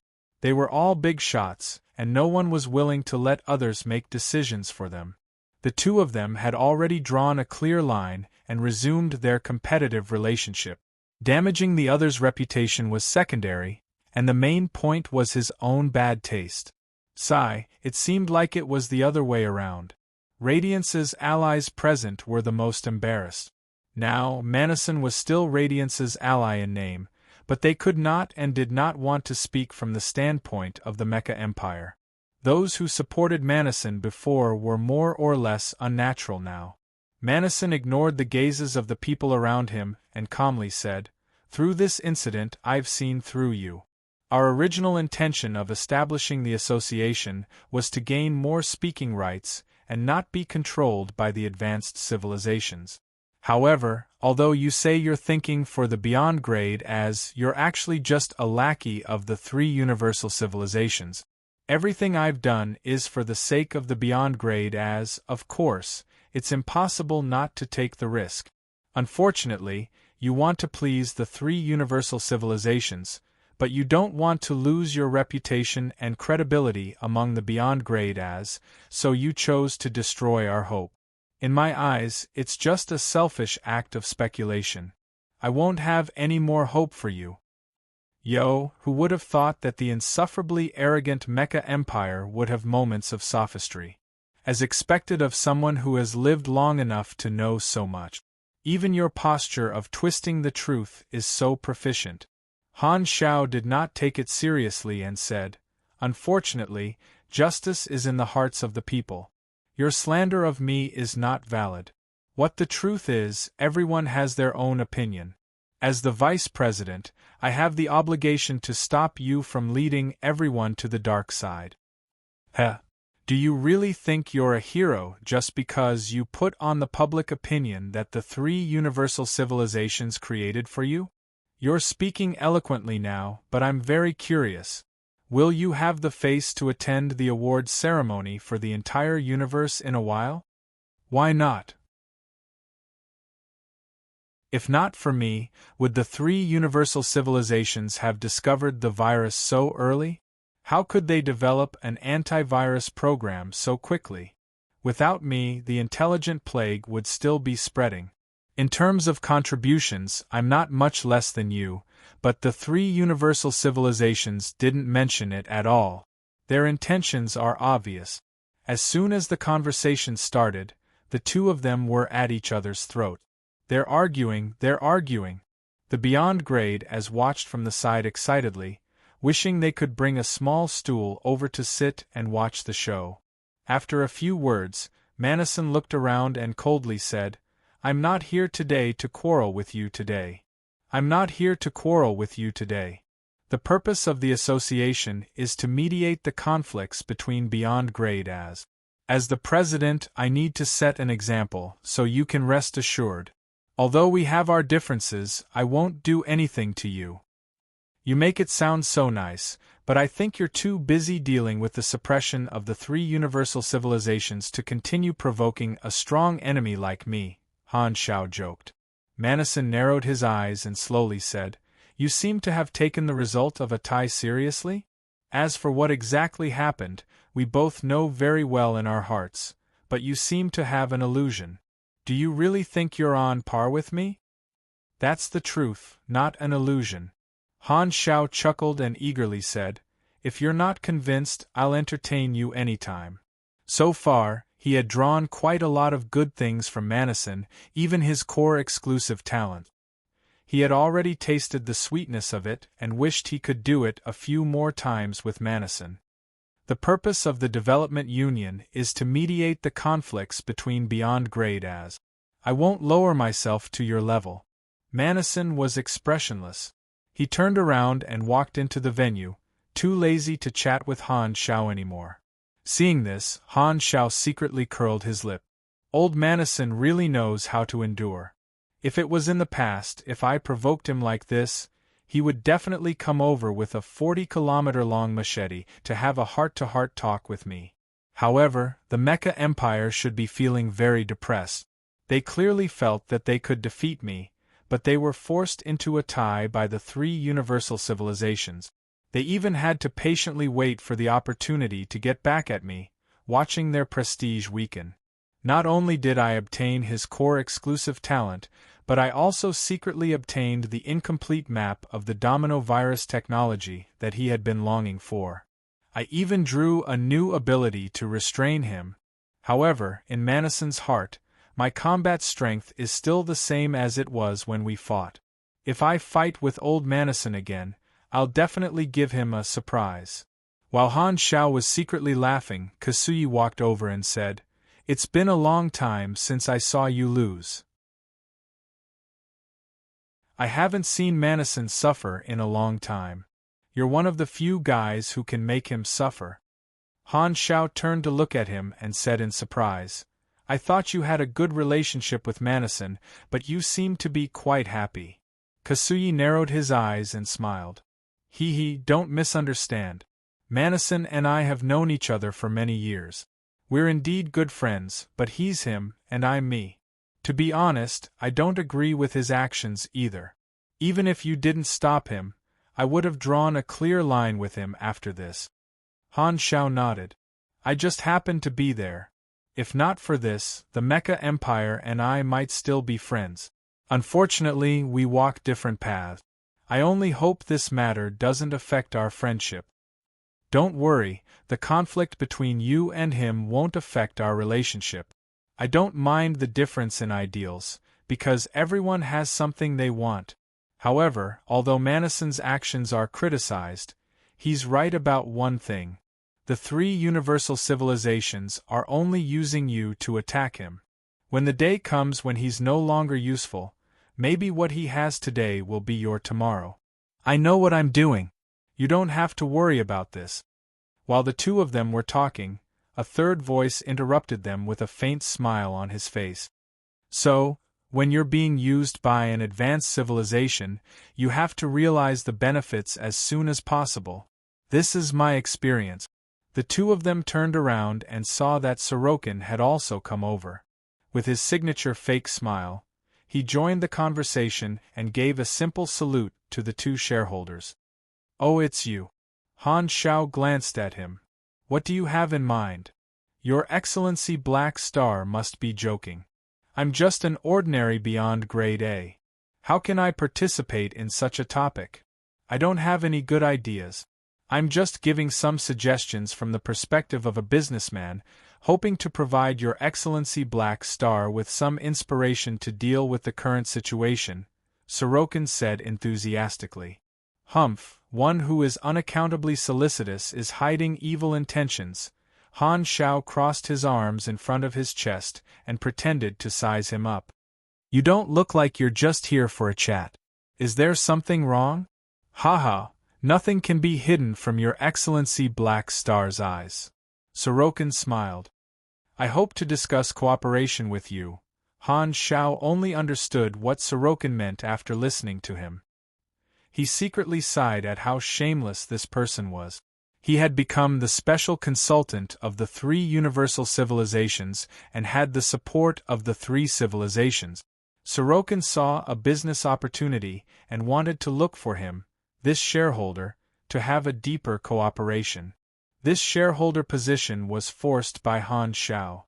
Sorokin was originally unwilling, but seeing that there was profit to be gained, he did not hesitate to put down his pride and shamelessly came to discuss cooperation. Furthermore, the grudge between the two of them had not been settled yet he could act as if nothing had happened. His face had probably already left home on a spaceship. In the past few months, Han Shao had been busy dealing with the intelligent plague, while Sorokin had been dealing with the dissatisfaction of the three universal civilizations. He had put in a lot of effort and finally settled the impact of the matter. Not only that, Sorokin had also shown that he was in line with the three universal civilizations' position through some fancy operations. He had also acted as a broker, sucking up to some of the officials with real power in Radiance and Ethereal. He had also used his seat as a director in the association to form new interests. Han Shao suddenly thought of something. By the way, Manison is also a shareholder of the Wireless Financial Group. What he does should affect you, right? Can the three universal civilizations allow him to continue being a shareholder of the financial group? It does affect me, but that won't stop me from continuing to work with him. The regular dividends won't be stopped either. The three universal civilizations allow it. First, I'm a private and legal financial group, so I have the right to freely appoint personnel. Second, Sorokin smiled and did not say anything, throwing a you-know-what-I-mean look at him. Han Shao immediately understood. No wonder the three universal civilizations did not mind the cooperation between them. They were using the Limitless Financial Group as a channel to obtain information about the activities of the Mecha Empire. This was one of the conditions that Sorokin had to suck up to the three universal civilizations.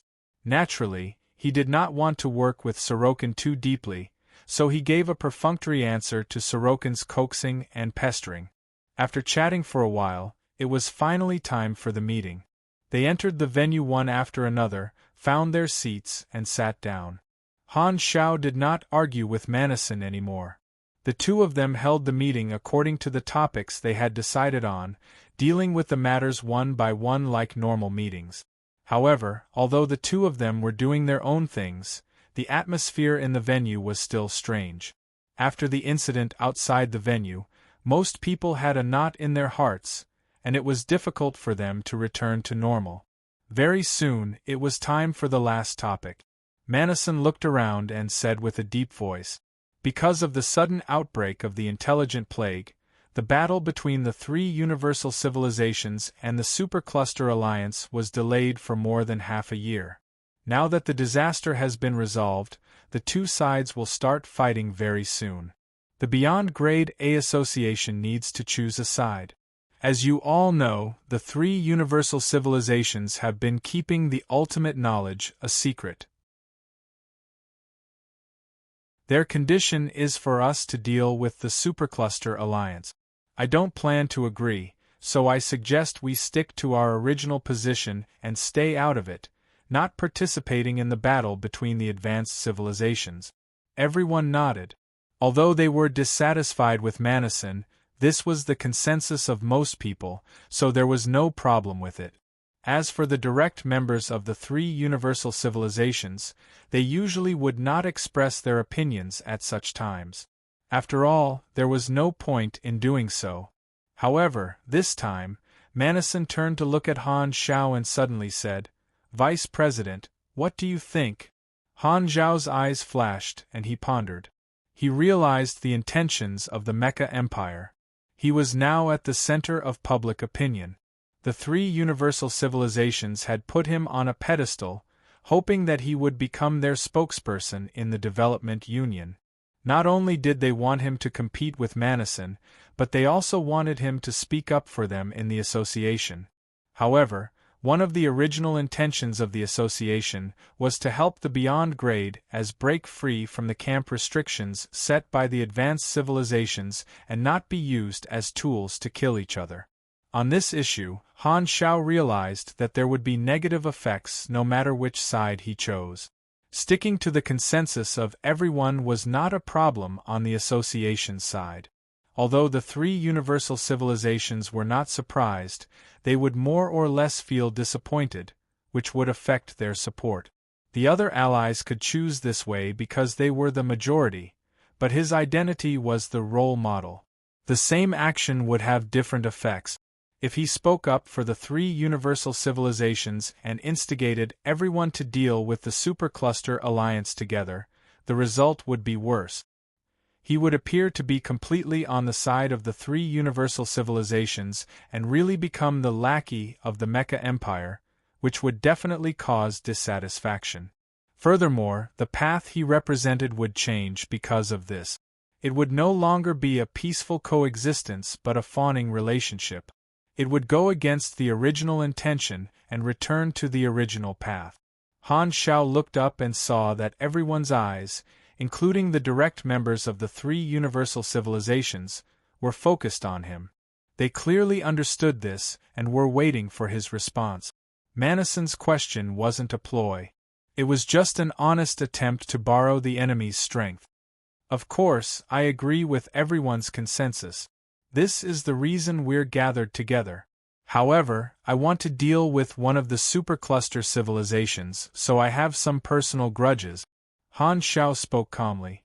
He was very realistic, so he naturally would not stand on the wrong side at a time like this. When the three universal civilizations publicly supported him, Han Shao knew that he would encounter this hurdle sooner or later. He had to be tested by the other Beyond Grade as to ensure that he did not change his mind. Hearing his answer, everyone looked away with satisfaction. After discussing business, the regular meeting ended, and the Beyond Grade as went offline one after another. Han Shao did not leave immediately. He pulled Hela, who had been watching from the side, and found a room to close the door. "You're back." Hela sized Han Xiao up. You seem to have lost weight. I should be the one saying that to you. How's the underworld? Han Xiao smiled. It's already stabilized and is slowly recovering. By the way, I have something to tell you. It's about the underworld. What a coincidence. I also have something to ask you about the underworld, but you go first. Hela nodded. Alright, have you heard of the sanctum? Han Xiao was shocked and subconsciously covered his heart. At this moment, he suddenly understood how Oathkeeper felt. Author's note: another year is about to pass. There will be a double event at the end of the year.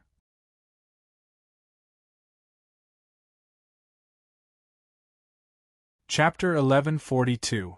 Where did you find out about the sanctums? Han Xiao was surprised. The underworld told me, Hela briefly repeated Onisilo's words. Seeing Han Xiao's reaction, she could not help but snort. So, you already knew about the sanctums, but you didn't tell me. Ahem, that's because I didn't know everything. I was still investigating in private.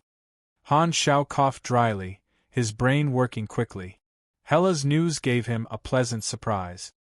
He originally only wanted to ask about Soul Emperor from the underworld hero spirits, but he did not expect to get new information about the sanctums. According to Hela, someone had invited the two sisters to participate in the operation against the sanctums. This meant that some primordial ones had more information about the sanctums, but the two sisters did not participate. Later on, for some reason, there seemed to be a gap in the information about the sanctums, and fewer people knew about it. Furthermore, Han Xiao also learned an important piece of information from Hela, which was that one of the functions of the sanctums was to revive the dead. This was the first function of the sanctums that he knew, and he finally uncovered a corner of the mystery. Holy Covenant Organization, revived primordial ones, sanctums. Han Xiaoxin finally felt that there was a thread that connected everything. No wonder Oathkeeper behaved like that. He did not connect the two before because he did not know the specific functions of the sanctums. Now, he finally had a clearer understanding of the Holy Covenant Organization, no longer limited to superficial knowledge. One of the rewards of my Primal Esper Ability Collector Milestone mission is the third Sanctum Ability Fragment. The two are somehow related, so the real goal of the Holy Covenant Organization to collect Primal Esper abilities is to open the sanctums and revive the strong. Han Xiao thought. Seeing that Han Xiao was deep in thought, Hela frowned and asked, "Is this information useful to you?" "Yes, very useful." Han Xiao came back to his senses and said with relief, "Actually, I've been secretly investigating the sanctums. You've helped me a lot this time. Well done." "As long as it helps you." Hela loosened her brows, nodded slightly, and asked, "Then what did you want to talk to me about?" "Haha, coincidentally, I also want to ask the underworld heroic spirits for information. Now I have one more question to ask. Do you need me to awaken the heroic spirit immediately? Will this affect your development? As long as you need it, I don't care." Hela didn't hesitate at all. "What are you saying? The underworld is your inheritance. Don't just think about me." Han Xiao shook his head and said helplessly, "Let's not be in a hurry. Let's wait until you restore the underworld." Now, Hela was like a jungler. He had the advantage in the lane. Han Xiao did not intend to delay Hela's development. It would not be too late to call for help when needed. It's up to you. In short, just let me know when you need me. "I'll help you at any time," Hela said faintly. "We'll talk about it when the time comes." Han Xiao nodded, changed the topic, and said with a smile, "By the way, I brought you a gift this time. You should like it." Hela's eyes sparkled. "What is it?" "I've reached an agreement with the 3 universal civilizations. I can exchange 3 Esper ultimate knowledges for you. I've brought you one this time. I'll get Philip to send it to you later." "Okay."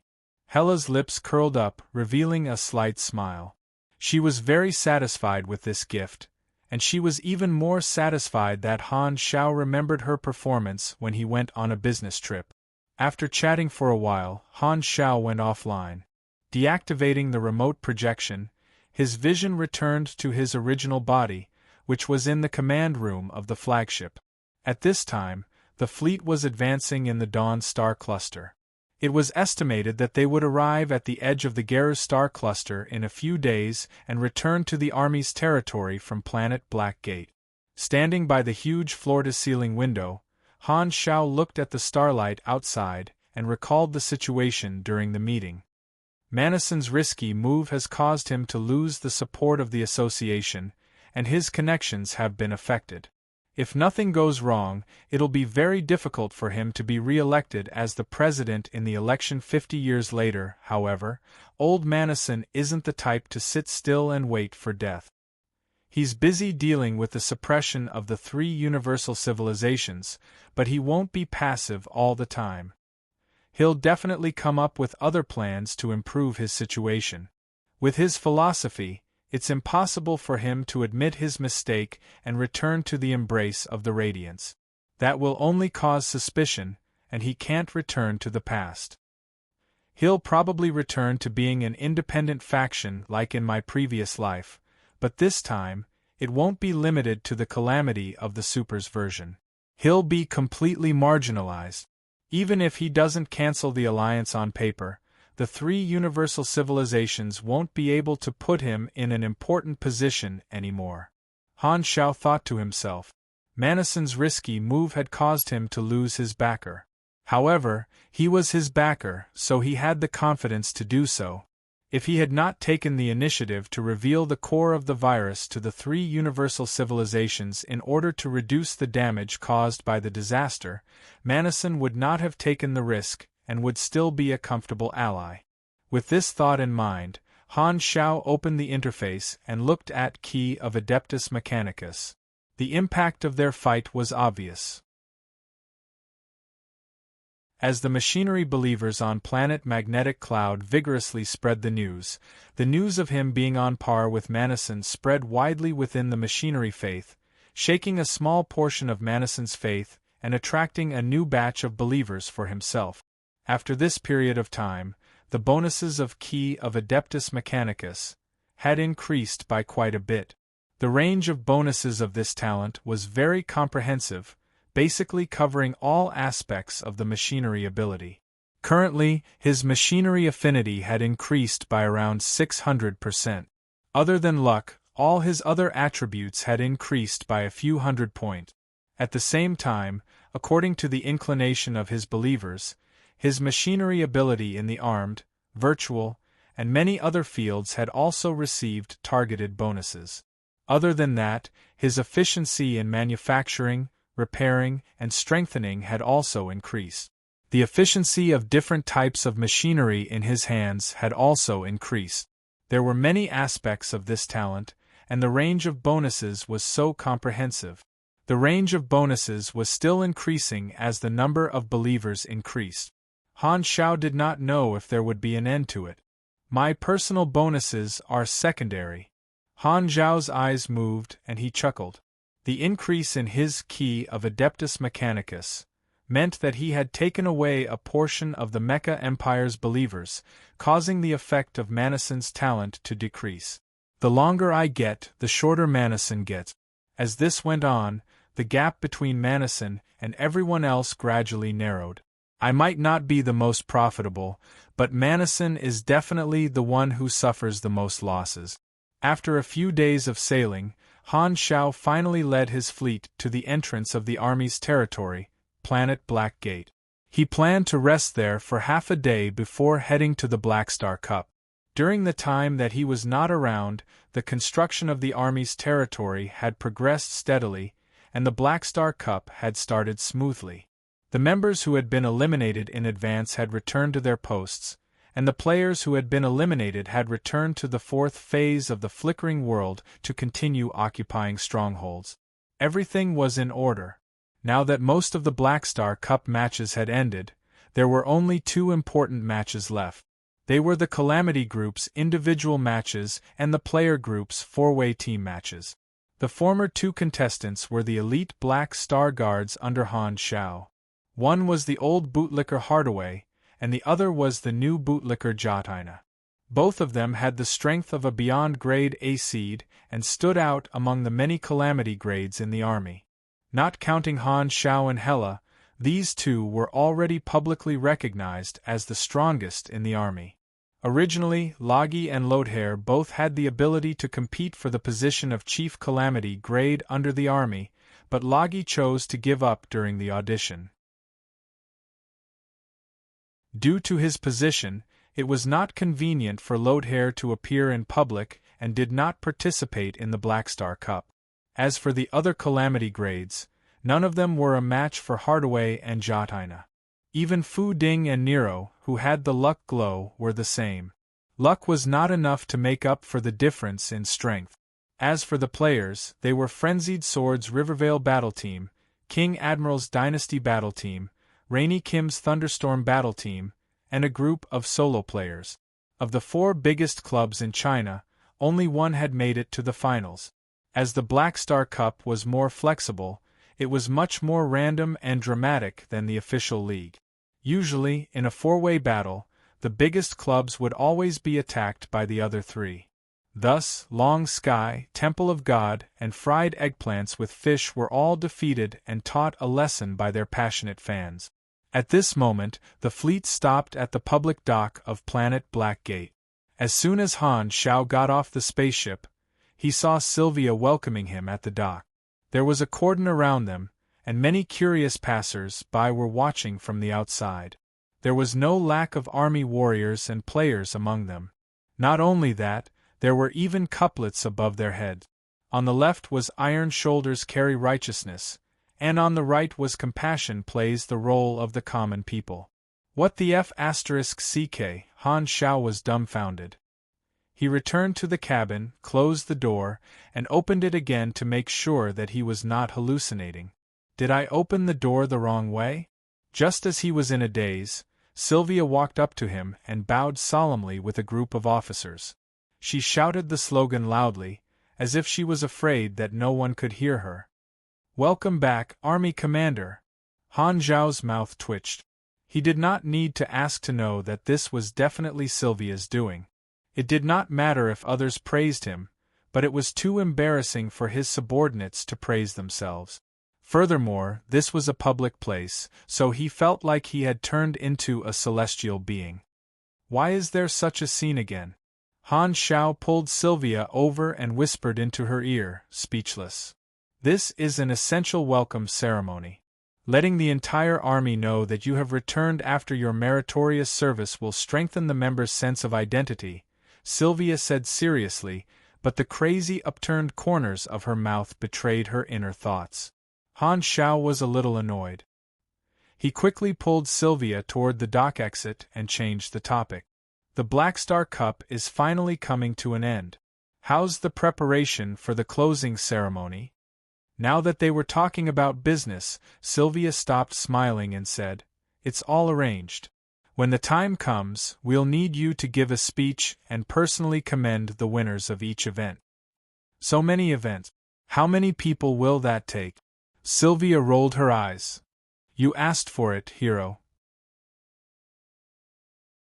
All right, I'll be there when the time comes. Han Shao had no choice. Also, I suggest that you watch the last two matches in person. Since you're back, it's best that you attend the finals and show the importance you place on the competition. Anyway, it's not like we're in a rush. We'll do it together. The group hurriedly left the dock.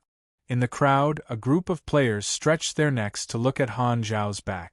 Many people around recognized them. This group of people was the gold team that had entered the Black Star Cup Immortal Four-Way Battle Royale. They were a group of solo experts, and because of their dazzling performance in the Black Star Cup, they had attracted many fans. After sending Han Shao off with their eyes, the members of the gold battle team looked at the mechanic in the middle. We really met Black Star here. How is it? Has the character summon card been generated? What ability did you engrave? Everyone asked at once. They had gathered here today to let a mechanic with a blank character summon card engrave Black Star's ability to obtain a trump card for the finals. Because beyond grade as were very elusive, they had originally planned to engrave a Calamity grade super. However, their army commander had coincidentally returned, and no one was more suitable than Black Star to be the target of a blank character summon card. Don't worry, it's still being generated. This mechanic opened the team display function on the interface and stared at the interface nervously with everyone else. After waiting for 2 or 3 seconds, a notification finally popped up on the interface. Everyone's spirits were lifted, and they hurriedly looked over. You have received a character summon card, Black Star. Character summon card ability. Trillion Mecha Empire, Manison. Usages: 0/1 inch.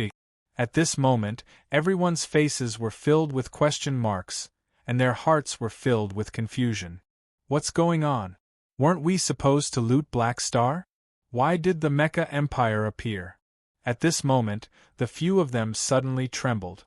They looked at each other and saw fear in each other's eyes. They felt as though they had discovered a shocking secret. There was only one explanation for this situation. The army commander had been swapped out. That Black Star must be fake.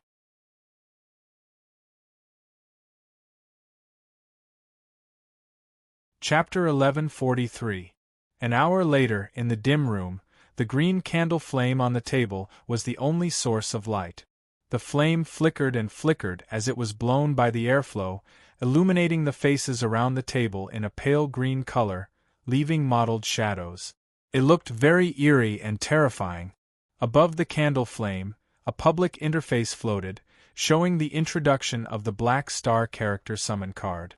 The captain of Team Gold, whose ID was Flying Free, was a veteran player who had entered the game in version 1.0. At this moment, he had a worried expression on his face as he spoke in a low voice. I didn't expect to discover such a huge secret. Everyone, what should we do now? What else can we do? Quickly announce it. But this is our trump card for the finals.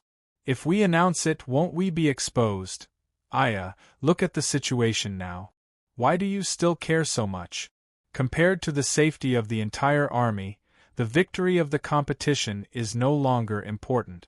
Don't you know what's more important? While everyone was arguing, a female player suddenly raised her hand weakly and asked, I have a question. Why don't we turn on the lights and only light candles? We need such a dark environment to talk about such an important matter. That's how it is in movies. I understand the logic, but why do we only light candles? Another team member scratched his head. We might be the only ones who have discovered the truth. The atmosphere has to be serious. Do you understand the sense of ceremony? Another team member said, I see. But why do we only light candles? Enough. Flying Free could not take it anymore. He got up and went to turn on the lights, pulling the topic back. After obtaining the Black Star character summon card, the hearts of the members of Team Gold were shaken. They quickly returned to the stronghold to discuss what to do. In terms of how to deal with this problem, the entire team was divided into 2 factions. One side felt that they should keep the secret until after the finals. The other side felt that this matter was of great importance and should be announced on the forums immediately, reminding all the army players that their faction leader had been swapped. Although it was not easy for them to enter the Black Star Cup finals, after discovering this secret, the competition immediately lost its interest. Everyone's attention was completely attracted by the mystery of the army commander's identity. The character summon card was marked with the prefix Black Star, but no one dared to guarantee that this wasn't the target's disguise. After all, there had been similar cases before. A blank character summon card's name would usually only show the target's current identity, which meant that it wouldn't be able to see through the disguise. For example, if a blank character summon card was used on Sorokin or Oathkeeper, it would only display Sorokin character summon card, or Oathkeeper character summon card. It would not reveal their true identities. Therefore, in everyone's eyes, this ability with the suffix "manison" was obviously more convincing. Boom! Flying Free slammed the table and said firmly, "I think that we should immediately announce this news. We have no chance of reaching the finals in the official league, but the Black Star Cup gives us a chance. Even if we lose the finals, we'll still be in the top 4 and gain a lot of popularity. If not for the Black Star Cup organized by the Army, all of this would not have existed. As the old saying goes, don't forget the person who dug the well when you reap the benefit. The competition rewards are only a small benefit, but protecting the entire army is the biggest benefit. Furthermore, over the past few versions, how many benefits has the army commander brought to us? How many people like this character? He might be in danger now, so how can we sit back and do nothing? Now, the opportunity to save the army is in our hands." Many of the solo players present were hardcore Chinese players. They had deep feelings for the army and had long treated it as their own faction. For a hardcore like Flying Free, in order to protect the army and Black Star, he was even willing to give up the benefits of the finals just to remind everyone. Because the number of people he had was not enough, it was better to gather the strength of the army players and think of a way to destroy the Mecha Empire's scheme together. Hearing this, everyone thought of the past and suddenly felt their blood boil. A belief rose in their hearts. At this time, Flying Free stretched out his hand. Everyone understood and put their hands together. They looked at each other and saw a strong sense of responsibility in each other's eyes. "Now, it's our turn to save the army commander." After shouting this slogan, Flying Free immediately opened the forums and started writing a post. Without hesitation, he wrote a title: "Secrets of the Century. The Unspeakable Secret of Black Star and the Mecha Empire." The fleet rested on planet Blackgate for half a day before setting off again, heading toward the final venue of the Black Star Cup. In the cabin, Han Xiao and Sylvia talked about work for half a day before waving for Sylvia to leave. He was the only one left in the room. He leaned back comfortably on the chair, opened the forum, and began his daily observation of the idiotic netizens. "Let me see what's the happy meal today," Han Xiao hummed a tune as he entered the forums. With one look, he was instantly dumbfounded. At a glance, all of them were urgent requests for dissemination. The army commander's identity is a mystery. The Mecha Empire's shocking conspiracy. Emergency. The Black Star Corps might change hands. Save the army commander. The entire flickering world was flooded with similar posts. What the hell is all this? I haven't looked at the forums for half a day. What happened? Han Xiao was confused. He opened the most popular post and saw that the person who posted it was an ID that he recognized. It was the captain of the gold team, Flying Free. At the beginning of the post was a high-definition screenshot. It was the introduction of the Black Star character summon card. Seeing the name of the ability of Billion Mecha Empire, Manison, Han Xiao immediately understood what was going on. His mouth could not help but twitch. It can't be. I have thousands of abilities, and this just had to be drawn by a blank character summon card? What kind of luck did these people have? Speaking of which, I just came back. When was this drawn? Could it be that I was touched at the dock? He continued reading, and as expected, Flying Free explained what had happened. "Hello everyone. I'm Flying Free from the Gold Team. Just an hour ago, we discovered a shocking secret. Not long ago, when the army commander returned to the territory, our team blended in with the crowd and planned to use a blank character summon card to record Black Star's ability. Originally, we wanted to use it as our trump card in the upcoming Black Star Cup finals. However, as you can see in the screenshot, we did not expect to draw the ability of the Mecha Empire from Black Star. This shocked all of us. We couldn't understand this situation. After some discussion, we came to a shocking conclusion. The current army commander might be the Mecha Empire in disguise. His goal is to replace Black Star and usurp the throne of our army commander. In the end, we unanimously decided to immediately publicize such crucial information.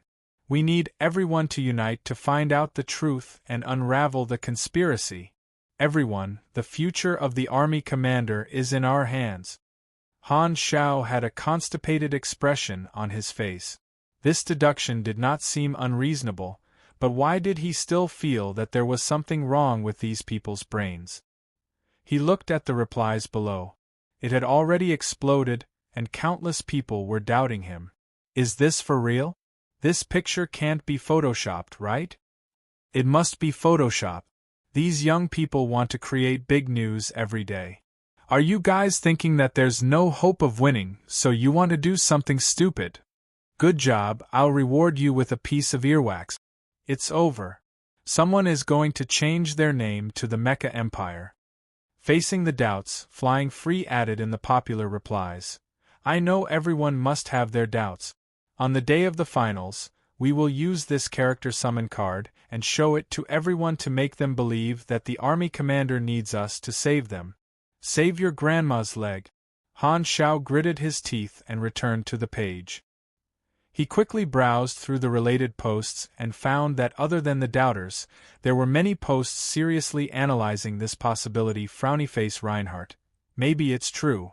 The Mecha Empire definitely has the motive to do this. Didn't they have a conflict in the ancient Star Desert some time ago? Could it be that the Mecha Empire attacked the army commander after that? Pikachu, if this is fake, then where is the real army commander? Was he killed? Wolf Fire, probably not. After all, the army commander is so tanky. I think the Mecha Empire just exiled him and won't be able to return for a while. That's why he dared to pretend to be Black Star. Foot-scratching hippo. Do you all agree that the army commander has been swapped? Could it be that Black Star used some method to learn the Mecha Empire's ability? Smelly Foot Buster. The possibility is too low. After so many years, this is the first time a blank character card has drawn a unique ability from Black Star. 0 to the 0. Could it be that they made a deal to teach each other their unique abilities? My dog is called Loggy. So, if we use a blank character card on the Mecha Empire now, it's possible to draw Indestructible Body, Black Star?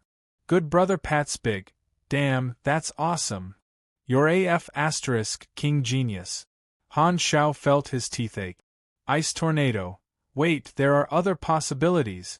Could it be that Black Star's ability was taught by the Mecha Empire from the start? Blueberry. That's shocking. That makes sense. If Black Star was a secret disciple of the Mecha Empire from a long time ago, his rapid rise can be explained. Shadow Stream Execution Song. From the looks of it, the falling out some time ago was just a two-man show. One jumped the other pretended to be loyal, but they were in cahoots behind the scenes. That's too showy. TSK. I understand now. The Mecha Empire has a big conspiracy. They're playing a big game of chess. What do you understand? Veins popped out on Han Zhao's forehead. Sanguine rose. I can't take it anymore. I can't hold back my curiosity. What happened between Black Star and the Mecha Empire? Paradise Disco. Let me remind you, if I ask the Legion commander directly, will I be killed? Although I'm not afraid. Pork Bun Beats Dog. My eyes see through everything. A storm is brewing. This secret may lead to a new main storyline. I have a feeling that the theme of the next version will be the division of the Black Star Corps. I have material again. You're the one who's divided. Your whole family is divided. Han Shao felt that if he grabbed these players and shook them, he would definitely be able to hear the sound of liquid sloshing around in their heads. He glanced through and suddenly saw a new post. The title was Army Rescue Plan, Call to Action. He clicked on it and saw that it was another post by that freelance shit-thrower. Brothers and sisters, the Black Star Corps has accompanied us for 4 versions. This is our faction. We can't let anyone take away the fruits of our hard work. Unfortunately, The officers of the army won't believe us. Only the players can see our evidence. For this reason, I've decided to start a righteous rebellion. While the Black Star Cup commendation ceremony is being broadcasted live to the entire universe, I'm going to stand out and expose the true face of the Mecha Empire. Therefore, I need everyone's strength. Although we're far from being a match for a Beyond Grade A, we can use our lives to let the entire universe see the scheme of the Mecha Empire. All those who are willing to participate, leave your name in this post and contact us. Everyone, draw your swords. It's up to us to save the army now. Although I'm dead, I'm still a pawn under the Black Star. Manison of the Mecha Empire, show your health bar. Han Shao was dumbfounded. Scrolling down, the number of replies to this post was increasing at a rate of 100 per second. Countless people were extremely excited and clamored to sign up. Who knew how many of them were people who wanted to see the world burn? What the F***CK? Are they trying to stab me in the back? Han Zhao's expression was extremely complicated. He did not know if he should be hurt or touched. After this incident, it could be seen that the results of my 4 versions were very obvious.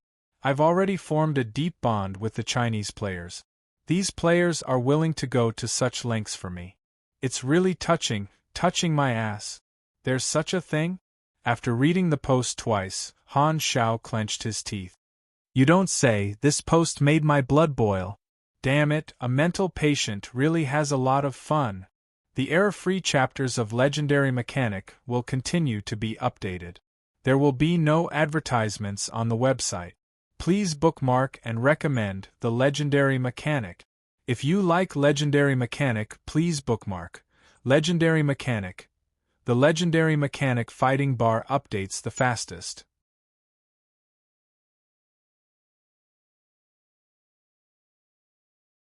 Chapter 1144. Han Shao could not help but rub his temples as he felt a headache coming on. Players were the embodiment of chaos.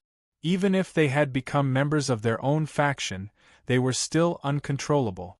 Even if their intentions were good, their subjective initiative would always cause all kinds of unimaginable things. The atmosphere of the entire forum section was led astray by this topic. Han Shao even saw titles that seemed to be pornographic, which showed the power of a few blind people. After being depressed for a while, Han Shao suddenly laughed. These people really know how to cause a ruckus, but it's not necessarily a bad thing. He thought for a while and suddenly realized that there was no need to stop them. Not to mention that the players were communicating on the forum, he could not use this as evidence to arrest them. How could he hold a commendation ceremony if he arrested them? Furthermore, this was not a bad thing for the sense of belonging to the army.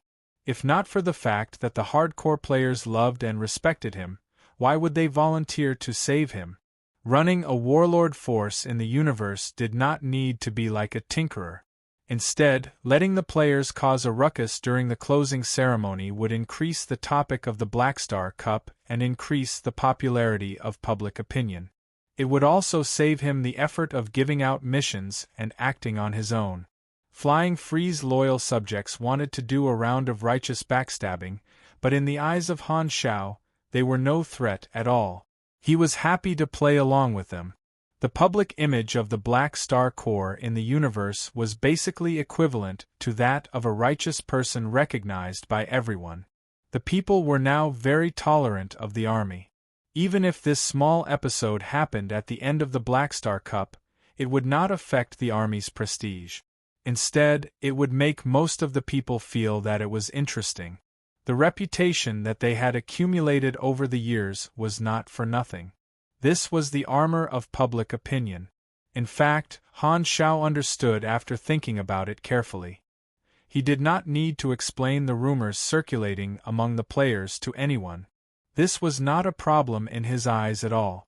He was the leader of the faction, a top warlord in the universe. He was not really swap. If he had to carefully explain himself in the face of such strange accusations, wouldn't it be a joke? It was like the famous Chuan Zhangwo in history in his previous life. Did he really need to explain himself to the public? Of course not. Everyone just needs to know that he's a comrade. The evidence of the player's suspicion was the effect of the character summon card. It seemed reasonable from their perspective, but as long as they looked at the overall situation, this suspicion was not valid. If the Mecha Empire had really swapped him, there were too many flaws that could not be explained. For example, the senses of the other beyond grade as were not for decoration, the three universal civilizations would definitely have discovered it, the army's artificial intelligence Philip would not have no reaction at all, and the other party would not have been able to activate his dimensional army box. No one in the universe could impersonate another peak beyond grade A without any flaws. Even Kant, the illusion god, could not do it. Some players did not understand the common sense between these big shots. Therefore, their accusations might be treated as gossip by the galactic resident. However, only a fool would really believe them. Non-players could not see the interface. Their evidence was something that did not exist for ordinary people. Han Xiaoxin was very knowledgeable.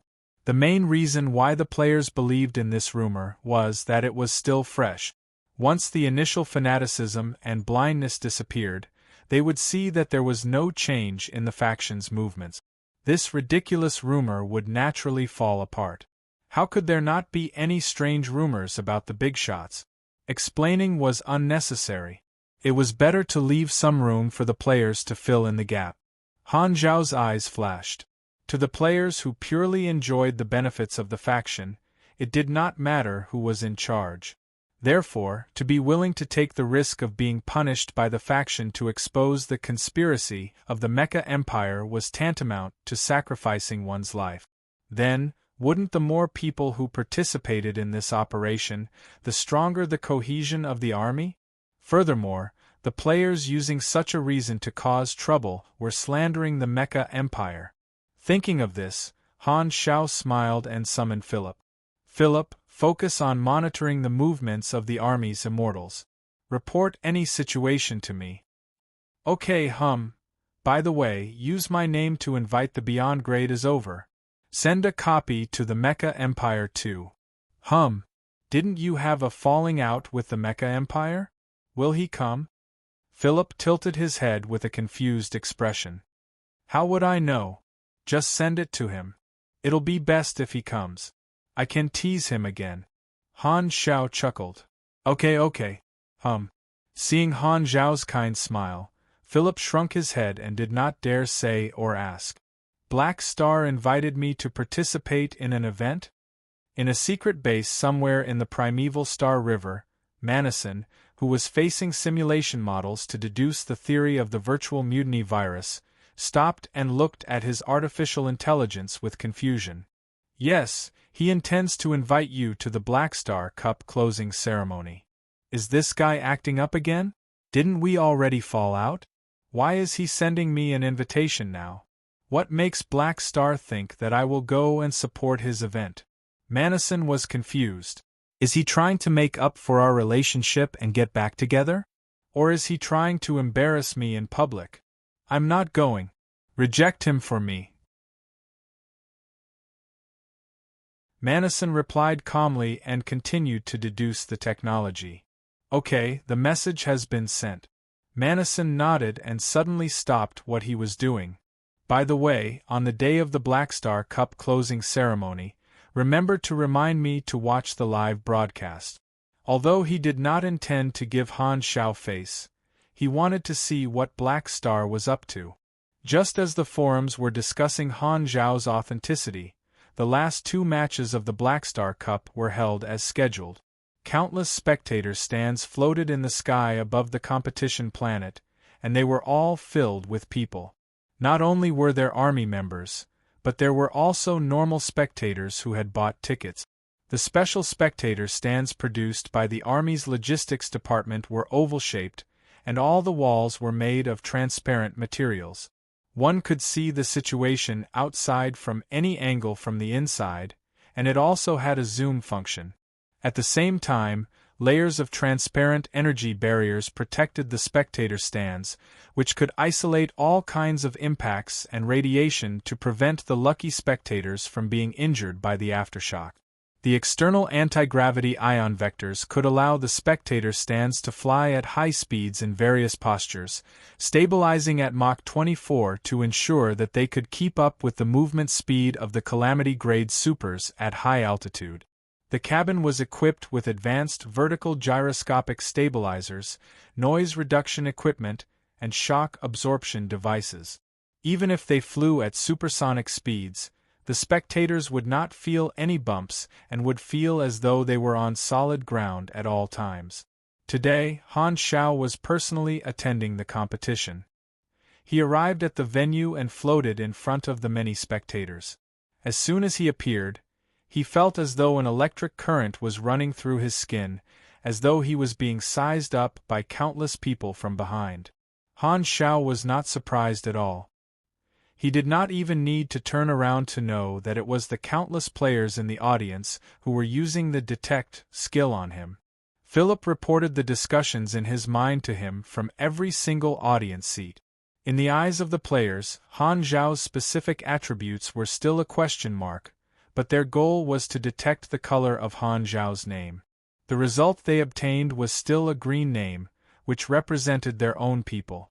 They could not help but whisper among themselves. Let's begin. Han Xiao did not care about the small commotion among the players and turned to signal the host. The host coughed and said loudly, "Hello, everyone. Today is the last day of the official Black Star Cup competition. There will be a total of 2 finals. The solo finals of the Calamity Grade Supers and the 4-way free-for-all finals of the Immortal Grade Supers.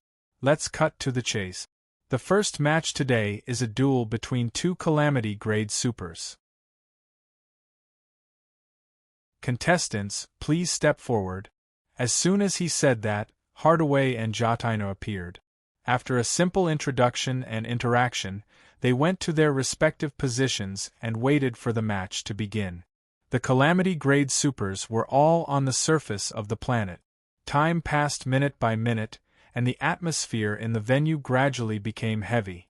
As the host announced the start of the match, the 2 figures left afterimages on the spot and suddenly collided. Boom! A shock wave burst out, and the 2 of them immediately got entangled in a fight. Their movements were like shifting shadows, incomparably fast. They moved rapidly on the ground, and wherever they passed, the ground would crack, leaving behind deep claw marks that were several hundred meters long. Boom, boom, boom, boom. The ferocious pugilist flames continued to bombard Hadavi's body, and the aftershocks shattered all the rocks and trees along the way. It was as if a smoke dragon was rampaging on the ground, causing earthquakes, landslides, tsunamis, and other natural disasters. Hardaway was a hardening esper, and Jotaino was a pugilist. Both of them were good at close combat, and the battle between the 2 of them was violent and barbaric. It was completely a collision of muscles, like 2 ferocious beasts fighting each other. To be specific, Jotaino attacked, and Hardaway was beaten up. It depended on whether the one who was beaten could not take it anymore or the one who was beaten got tired first. The battle between Calamity Grade Supers was huge and shocking, and it was extremely exciting in the eyes of the majority of the audience. However, in Han Xiao's eyes, the movements of the 2 of them were like snails. He could easily count how many times Hardaway's face had trembled after being punched. With Han Xiao's current level, the battle between Calamity Grade Supers was not suspenseful in his eyes. He decided to take a look while browsing the forums. Under the eyes of the audience, the 2 of them fought for half a day before the outcome was decided. The surface of the planet looked like it had been bombarded by countless meteorites, and it was a tragic sight. In the end, Hardaway won. Although he was beaten black and blue, he was able to tire Jotaino out. After decades of trial and error, Hardaway's hardening defense was now terrifyingly high. Coupled with his 2 molding talents, true damage immunity and low-intensity attack immunity, in the Black Star Corps, other than Han Xiao, there was no one who was tankier than him. Haha, I've been personally trained by His Excellency Black Star for decades. You're still too inexperienced. Hardaway proudly shook his finger at Jataina, who was on the ground. If one ignored his swollen cheeks, these words were quite convincing. Damn it! Jataina's face was filled with unwillingness. She slammed the ground, and the shock wave cracked the ground dozens of meters in diameter. Not being able to win the championship meant that she would not be seen in a different light by Black Star. Not being seen in a different light meant that she would have less time to communicate with Black Star during the commendation ceremony. Less time to communicate would increase the difficulty of developing feelings, which meant that the chances of her mating with Black Star would decrease. This made her, a rookie whose goal was to sleep with Black Star, extremely unwilling. Han Shao watched the two of them go back to recuperate. He stroked his chin and thought to himself, in my previous life, Hardaway did not become a beyond grade A, and Jataina even died in the hands of Beast Ancestor. Now that the two of them are under my command, and I've trained Hardaway for decades, his chances of becoming a beyond grade A super are not zero. It's just that his abilities are too monotonous. Even if he becomes a beyond grade A super, he'll probably be at the bottom like Kohler and Bayoni. As for Jataina, other than her bold lifestyle, Han Shao quite admired her. In terms of potential alone, Jataina's chances of becoming a beyond grade A super might be higher than Hardaway's, but it was basically impossible for her to reach the level of Beast Ancestor. Han Shao felt that Jataina's growth limit might be Star Slayer, Viru or Tyrant Heber among the dynasty's allies. Although they were not very strong, at least they were not at the bottom. Thinking of Heber, Han Shao could not help but miss him. Ever since he defeated him, Tai Tai had been much more low-key, quietly developing in the Shattered Star Ring. However, speaking of low-key, Han Shao thought of Cisco again. He felt that this guy's presence in the universe seemed to be getting lower and lower. He could find some time to visit the Star Pupil civilization. After all, he was now the special consultant of the 3 universal civilizations, so it was reasonable for him to visit them. While he was thinking, the logistics team of the Black Star Cup had already entered the venue. Using the Continental Shelf Stabilizer, Natural Weather Controller, earth and rock filling pipes, and other industrial equipment, they performed plastic surgery on this almost destroyed planet. After arranging a new venue, the host announced the start of the final match. Rivervale, Dynasty, Thunderstorm, and Gold appeared one after another, greeting everyone. However, at this time, all the players' eyes were focused on Gold. Even the other 3 teams looked at Gold. Their meaning was self-evident. They were waiting for them to prove themselves. Captain, should I use the character summon card now? Flying Free looked around and said without hesitation, yes. This is the place to prove that what we said is true. The mechanic player took a deep breath, opened the interface, activated the Black Star character summon card, enlarged the status bar, and adjusted it to public. The interface was displayed to everyone present. It did not exist in the eyes of ordinary people, and only the players saw the name of this character summon card. Black Star Summon Card. Billion Mecha Empire. Manison Duration. 1 hour. It's true. On the countless spectator stands, the players were excited. Many people stood up suddenly, attracting the confused gazes of the other spectators. Han Shao floated in midair with his arms crossed. Hearing the commotion from the surveillance in his mind, the corners of his mouth curled up. After a while, many players calmed down and quickly calmed down. They looked up at Han Zhao's back with all kinds of emotions in their eyes. Originally, the last match was the focus of attention, but many players were too shocked to watch the match. Their minds were in a mess. On the other hand, the NPC spectators were as excited as usual, constantly cheering for the 4 teams. They did not know that the immortals beside them were going through a roller coaster ride.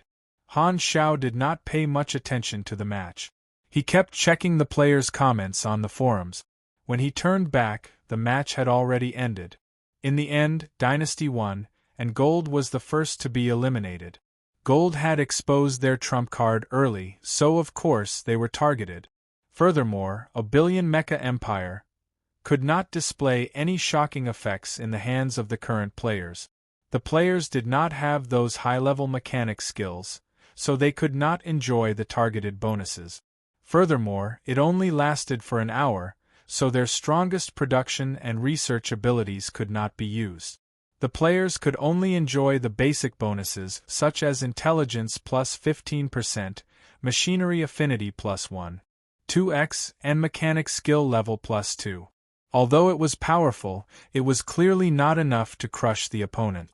In fact, with the current strength of the players, the bonuses provided by this skill might not be as practical as the evolution badge. In the hands of the current players, this ability was completely buried. Only peak beyond grade A mechanics could display the strength of Billion Mecha Empire. All the matches of the Blackstar Cup have ended. Thank you for watching and thank the Army Commander for attending today's match. In 3 days, we will hold the closing ceremony of the Blackstar Cup. The Army Commander will personally commend all the winners who achieved good results in the Blackstar Cup. Ladies and gentlemen, see you there. The host interviewed everyone for a while, then finished his speech and ended the broadcast for the day. Many of the spectators were still not satisfied and left the stage one after another. Groups of players mixed in the crowd, turning back every few steps to size up Han Xiao, who was still standing at the same spot. Han Xiao smiled and watched the crowd leave. He took in the performance of the players and could not help but raise his brows. He was looking forward to it. I want to see how important I am in the hearts of the players and how many people are willing to sacrifice their lives for me. If you like Legendary Mechanic, please bookmark. Legendary Mechanic updates the fastest.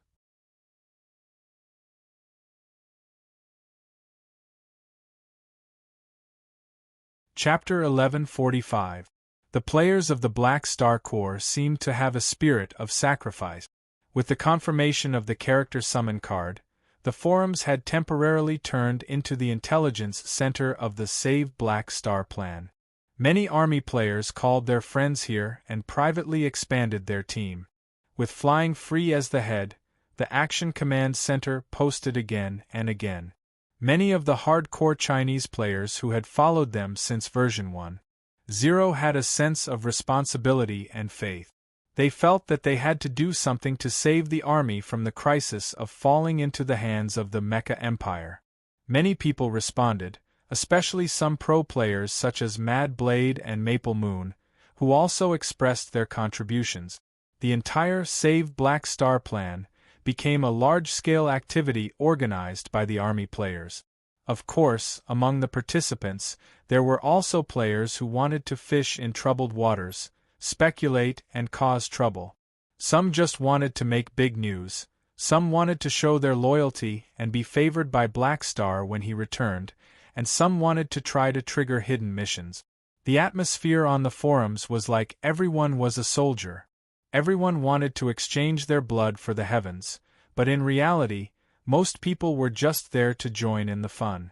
Now, the structure of the players in the army was already complex. Not only were there Chinese players, but there were also a large number of international players who joined in version 4.0.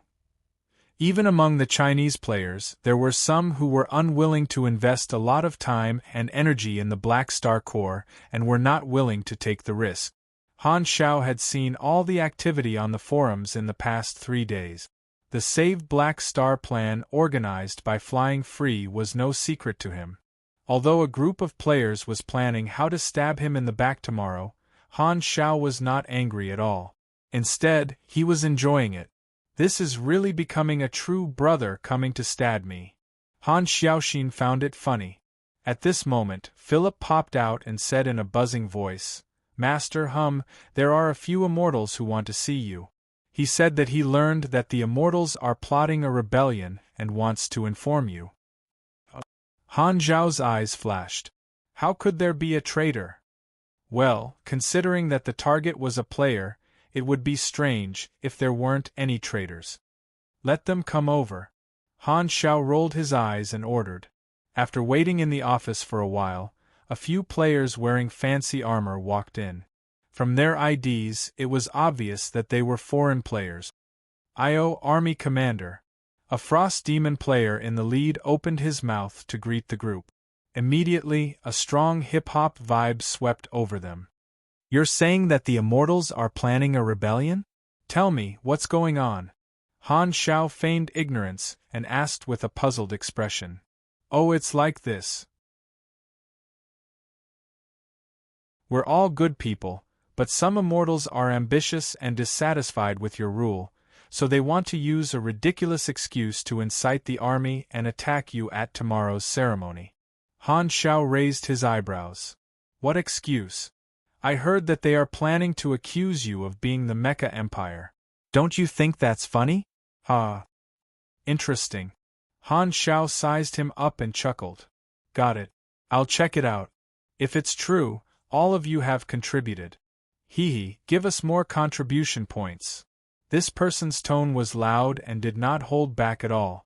Han Shao pretended not to hear and waved his hand to let them leave.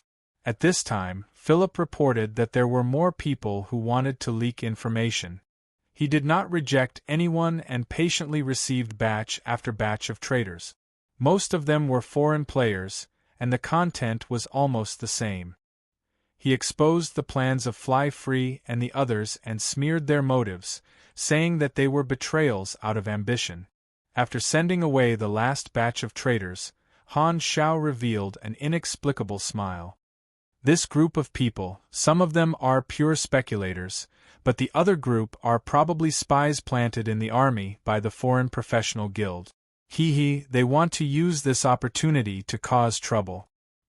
He had always known that there were spies from the foreign guilds in the army. This was the inevitable result of opening the door to recruit new players. The motive of Flying Free and the others was still quite positive, but this group of spies was full of evil trick. Han Shao could tell at a glance that this group of spies wanted to use this opportunity to make a fuss.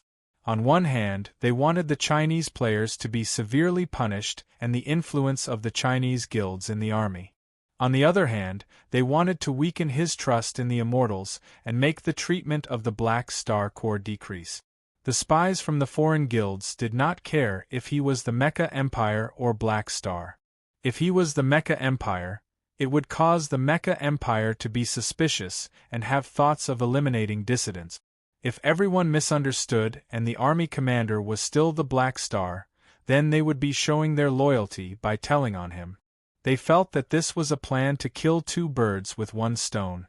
If he did not have the information on the forums, he might have believed it. However, Han Shao already knew the truth of the matter through the forums.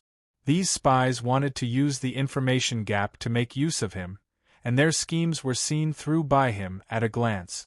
Looking at the smug looks on the faces of these traitors, who felt that their plan had succeeded, Han Shao wanted to laugh out loud even though he looked calm on the surface.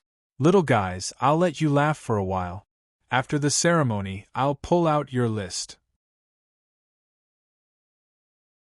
Han Shao knocked on the table and ordered in a deep voice, "Philip, secretly deploy the mechanical soldiers in the warehouse and place them in every corner of the venue, especially the VIP seats, audience seats, and the media. Once someone attacks the guests tomorrow, take them down immediately." This order was not to guard against Flying Free and the others. Their target was only him, and their motive was to protect the Black Star Corps. Therefore, the plan did not involve the innocent. However, there was an 80% chance that someone would take the opportunity to cause trouble and damage the reputation of the army by harming the audience. Basically, only the foreign professional guilds would have a reason to do so. Han Shao did not stop Flying Free and the others from expressing their loyalty, but he would not sit by and watch the enemy cause trouble. "Humph, the Imperialists will never give up on killing us," Han Shao snorted.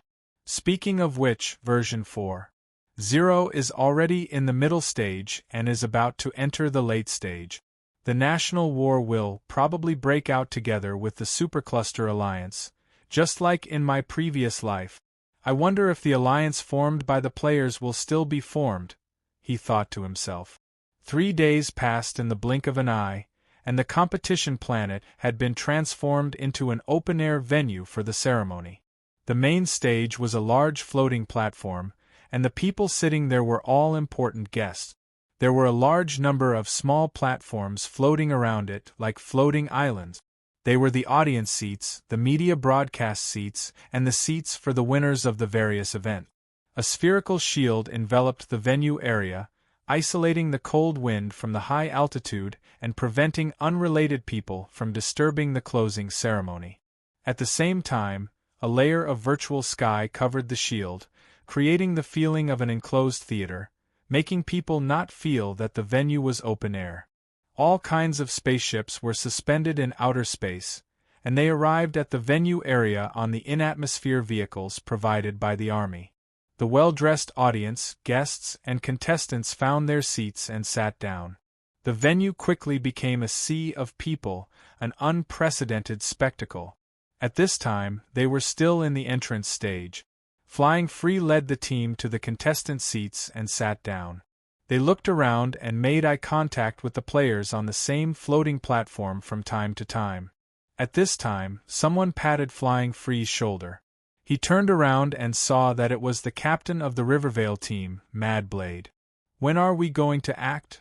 Mad Blade lowered his voice. As a true loyalist, he had also participated in the battle to save Black Star. "It's still early, so there's no rush. Just like the plan, when it's time to give us the award, everyone will look for my signal and act together," Flying Free said in a low voice. "How many people do you think there will be?" "Although there are many people who signed up, it's already not bad if 10% of them actually take action." Flying Free shook his head. "Okay, we'll wait for your signal." While the players participating in the plan to save Black Star were communicating in private, another group of people was plotting a new operation. "Have we spread our men out?" On one of the floating platforms, a player with the ID Winterwolf asked his companion in the private channel. Don't worry, buddy. Our men are spread out on many platforms, and some of them are very close to the celebrity guests. When the Chinese people act, we can take advantage of the chaos and cause quite a lot of damage." "Very good." Winterwolf nodded and said with a deep voice, "The Black Star Corps is too strong, and we have to weaken them. This is the first time our northern battlefront has taken action since it was secretly established. We have to make the first move and pave the way for our national war plan." "Understood." At the same time, Han Xiao was receiving the remote projections of the various Beyond Grade, as in the important guest seats on the main stage. He had a lot of face now. With a wave of his hand, 70% of the Beyond Grade A members of the Development Union came to watch the ceremony. All the big shots were sitting at the very front. Han Xiao casually chatted with everyone and laughed from time to time. The seats in the venue were gradually filled, and everyone slowly arrived. At this time, the lights in the venue slowly dimmed, leaving only the main stage brightly lit. Seeing this, the noisy venue gradually quietened down, and everyone's eyes gathered on the stage. Sylvia walked onto the stage. She had taken off her uniform today, and was wearing an expensive purple backless dress. She had put on light makeup, and her face was delicate and beautiful. Her long hair was tied up, revealing her slender neck. Her silver earrings could be seen swaying slightly, reflecting a soft light that was smooth but not dazzling, making her look graceful and elegant. She looked around the venue and spoke loudly. "Dear guests, contestants, and audience in front of the screen, welcome to the closing ceremony of the first Black Star Cup. I'm Sylvia, the Chief Administrative Officer of the Army." After that, Sylvia paused according to the script. Han Xiao smiled and led the applause. Seeing this, the people around him also clapped. Very soon, the venue was filled with thunderous applause. Seeing this, Sylvia continued. As the army continues to expand, we have more and more members. The original intention of the Black Star Cup was to select the elites of the army in various fields, giving the capable but inexperienced new members an additional channel to rise. At the same time, it also gives the old members a chance to show their improvement. Now that the Black Star Cup has come to a successful end, we are pleasantly surprised to find that there are so many elites in the army in various fields.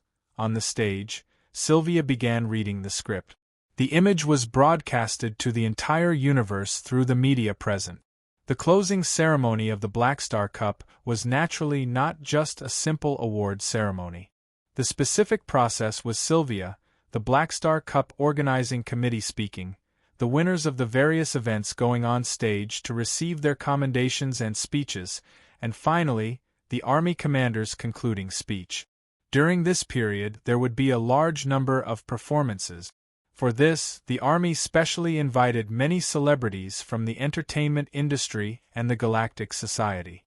There were singers, actors, and everything else. Those who were present were all big-name celebrities. The galactic celebrities present were all very high-ranking. Generally speaking, ordinary events would be proud of these celebrities. However, the Black Star Cup was too high-ranking, and these celebrities were proud to participate in the closing ceremony. This was an entertainment event organized by the warlords of the universe, and it was a good opportunity to build a relationship with many strong people. In order to obtain a spot in the performance, the entertainment companies behind many celebrities even fought fiercely with each other. Han Shao was quickly invited to the stage to personally award the winners of the various events and give them some encouragement.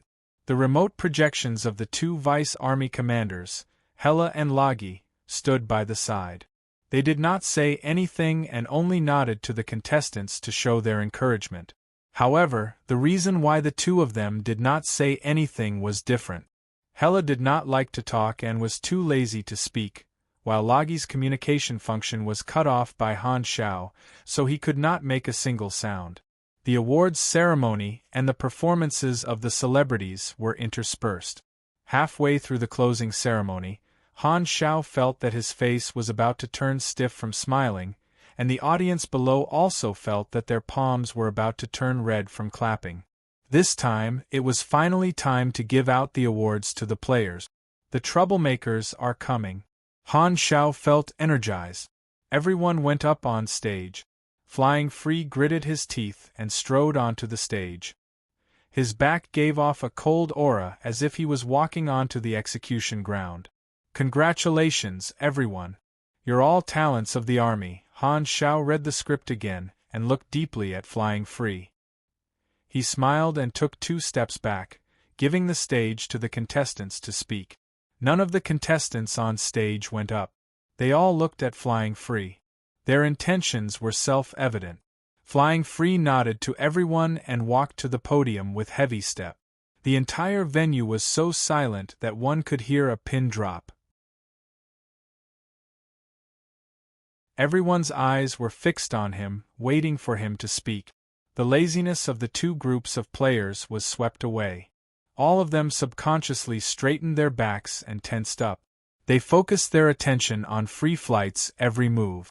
Fly Free sucked in a deep breath and prepared himself mentally before he spoke in a low voice. I'm very happy to be able to achieve good results in the Black Star Cup, but this is not what I want to talk about today. Just a few days ago, we discovered a shocking secret. The army commander on stage right now is not Black Star. He's someone else in disguise. Whoosh! It was as if thunder had exploded on the ground. All the audience, all the officers of the army, all the celebrity guests, including all the beyond grade as present, were shocked by this sudden change. They stared blankly at this person who had said such shocking words. Their minds were still in a daze. What kind of show is this? I'm a member of the Black Star Corps. This is my home. I only recognize Black Star as my leader. I won't allow anyone else to pretend to be the army commander to control the army. Flying Free's tone became more and more powerful. Today, I'm going to use my life to expose this person's shocking scheme to the entire universe. Save our leader. As soon as he said that, Fly Free suddenly turned around, and flames erupted from his body. He launched a suicidal charge toward Han Shao, letting out a deafening roar. Mecha Empire, die. At the same time, in a secret base with unknown coordinates, Manison, who was watching the live broadcast, trembled, and popcorn spilled all over the floor.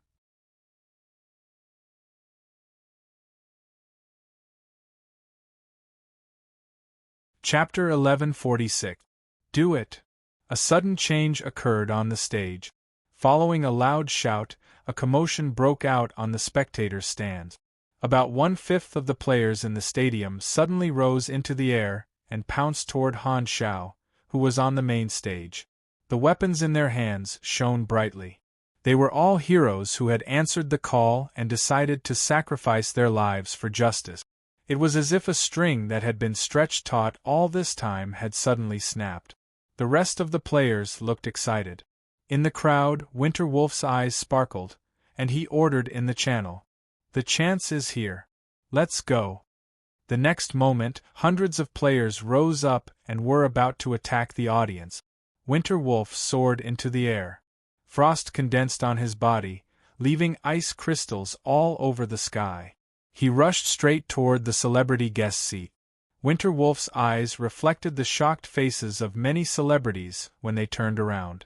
Excitement appeared on his face, and he raised his hand to release his Esper ability without hesitation, preparing to turn these celebrities into ice sculptures.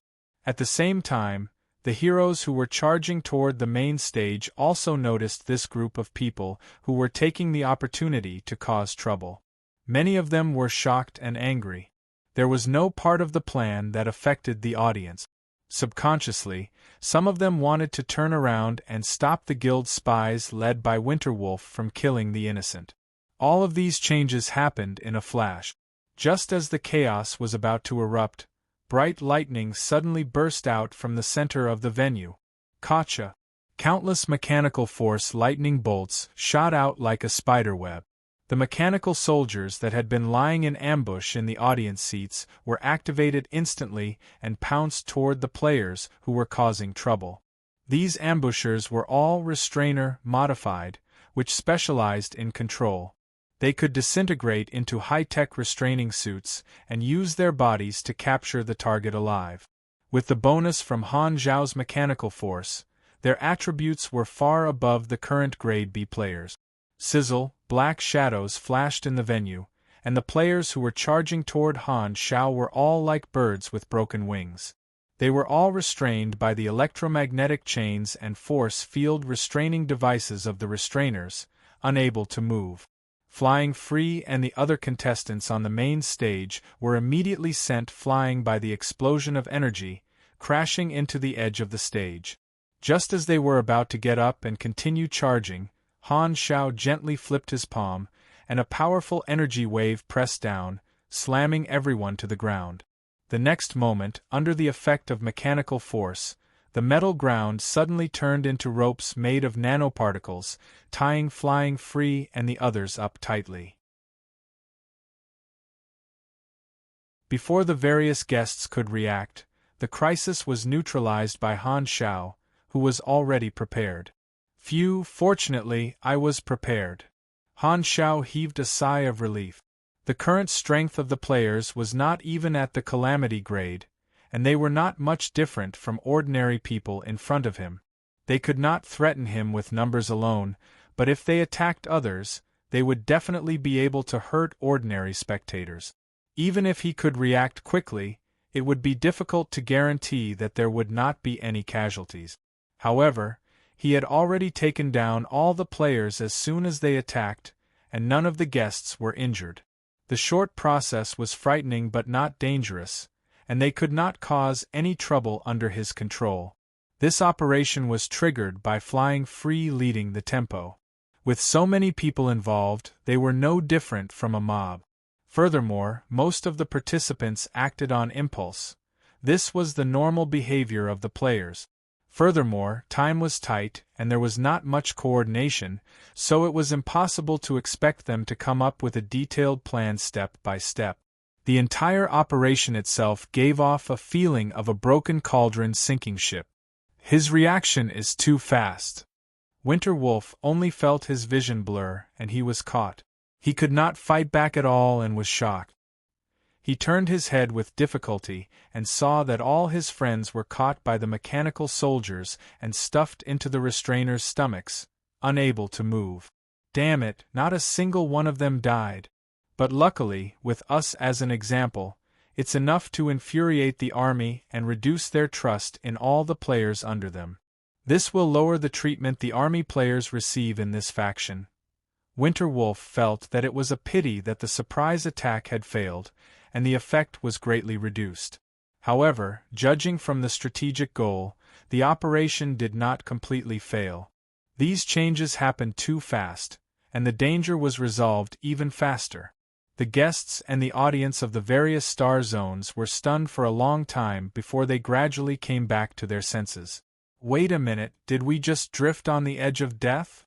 What happened just now? It seems like the Black Star Corps betrayed us. They said that Black Star is not Black Star. Why didn't I understand? That scared me. Is this a show? After recovering from the shock, the guests present were in an uproar. Because everything happened too quickly, they did not feel any danger at all. They were not afraid at all and only felt surprise. Everyone was talking at once, but their gazes were all on Han Shao, who was on the stage. They were all bewildered. The many army officers immediately gathered around Han Shao and made a defensive posture, scanning this group of players with extremely unfriendly gazes.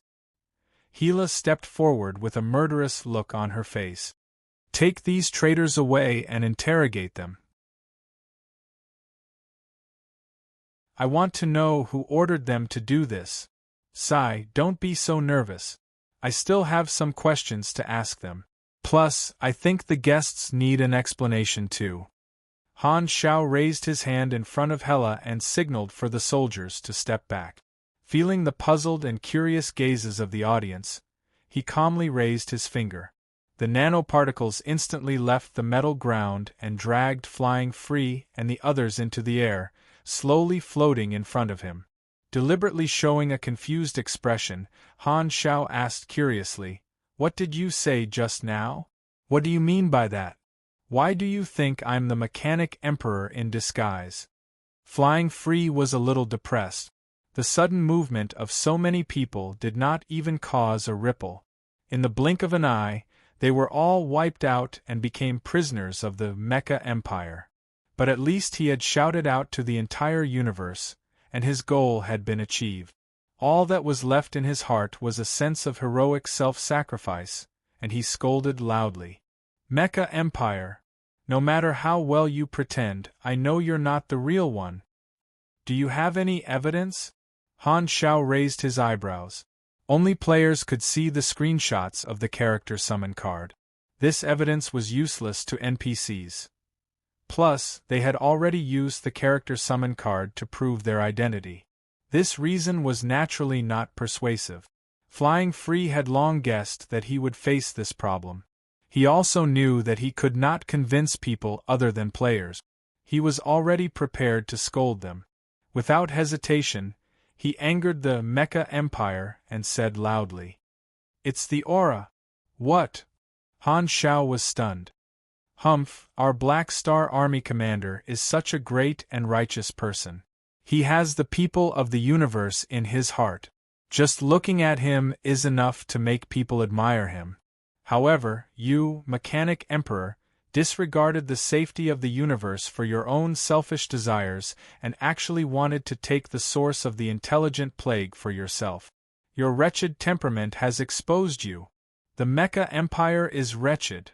Han Shao raised his tone, deliberately bringing a hint of threat. "That's quite wretched." Flying Free was not afraid. What kind of person is Black Star? In just a few decades, he's already on par with you. An ancient one? I think you've wasted all your years. You and our army commander are completely Many beyond grade as touched their noses awkwardly. Why do I feel like I've been scolded as well? Han Zhao's face twitched. He tried his best not to laugh. Wonderful. This is the feeling. Iron Z keeps scolding me. So, this is the reason for your betrayal? It's not a betrayal.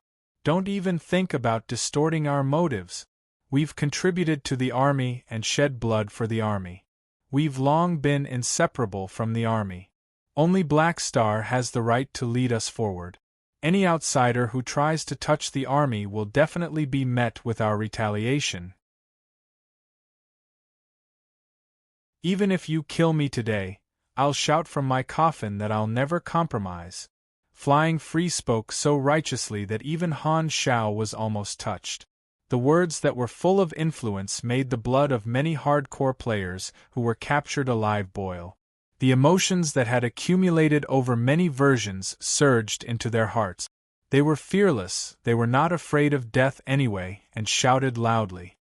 This is the Black Star Corps. Mecha Empire, get out. May Black Star rise as usual. The army commander is awesome. The immortals swear not to be slaves. The shouts broke through the clouds and reverberated in the field. The heroism and faith contained in them moved many of the audience. We're good citizens who know our place and have never seen the world. So, this is the daily life of a warlord organization. Love, love. However, the faces of the beyond grade as present all twitched. They were dumbfounded the entire time. In their understanding, this kind of situation was simply absurd to the point of being unreasonable. This time, Kant suddenly said, "Actually, I can understand the thoughts of these immortals." The group of people turned to look at him, as if, "When did you get sick?" was written on their faces. Kant coughed. "Actually, I've also recruited some immortals. Most of the time, they're quite normal, but occasionally, they'll have mental disorders and do things that I can't understand at all. For example, someone asked me to turn into a naked female human in front of me. I accidentally killed him 3 times.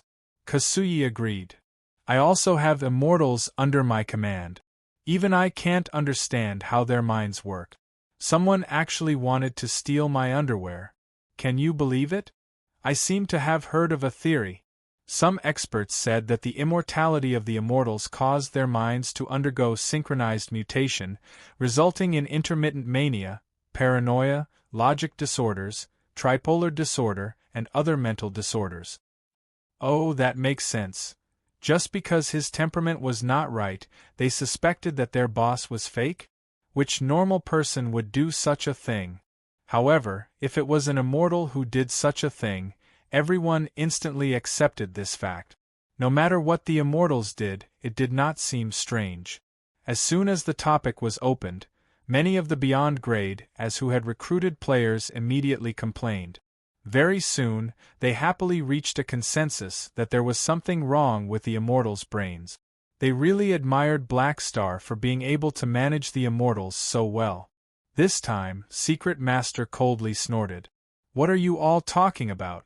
This is clearly a show directed and acted out by Black Star, deliberately smearing the name of the Mecha Empire. My eyes have long seen through everything. It's a pity that the Mecha Empire is not here.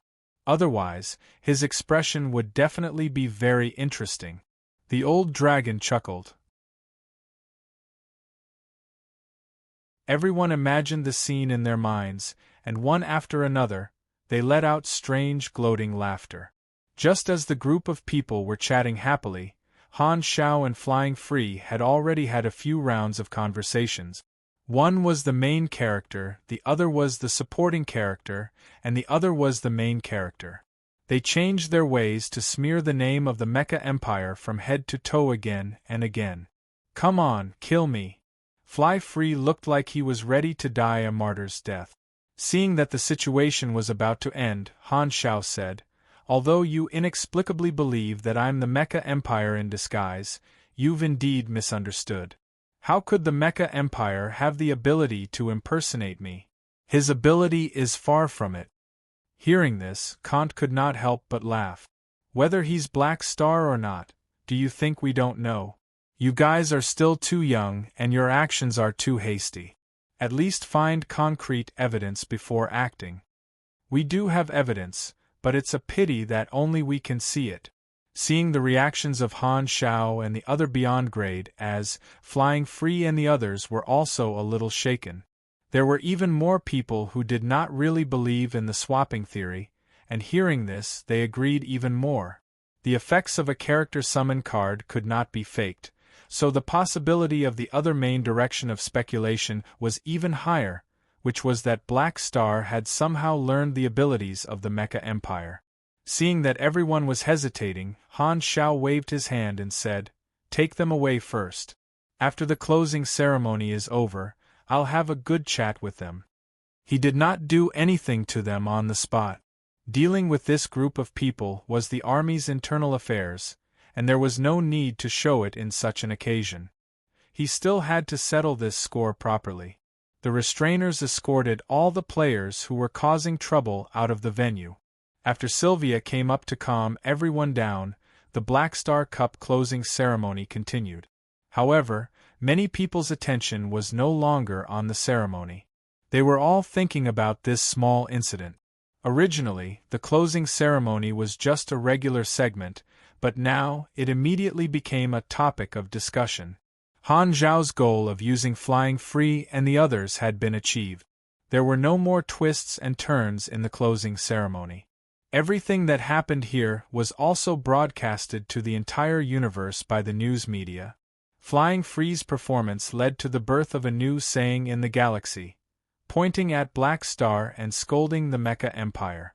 What it meant was probably pointing at the mulberry tree and scolding the locust tree. After the live broadcast ended, the black screen reflected Manason's expressionless face. His eyes narrowed, and a cold light mixed with annoyance flashed through them. What mistake! Like hell I'll believe you! This was clearly a self-directed and self-acting show. He did not invite me with good intentions. He just wanted to embarrass me on the spot. Manason clenched his fists tightly. Black Star, you little brat, you've gone too far. Sooner or later, I'll chop you up and turn you into a felon. You're tuning in to the Phoenix Knights YouTube channel. Don't forget to subscribe and join us on this journey to catch the most captivating stories.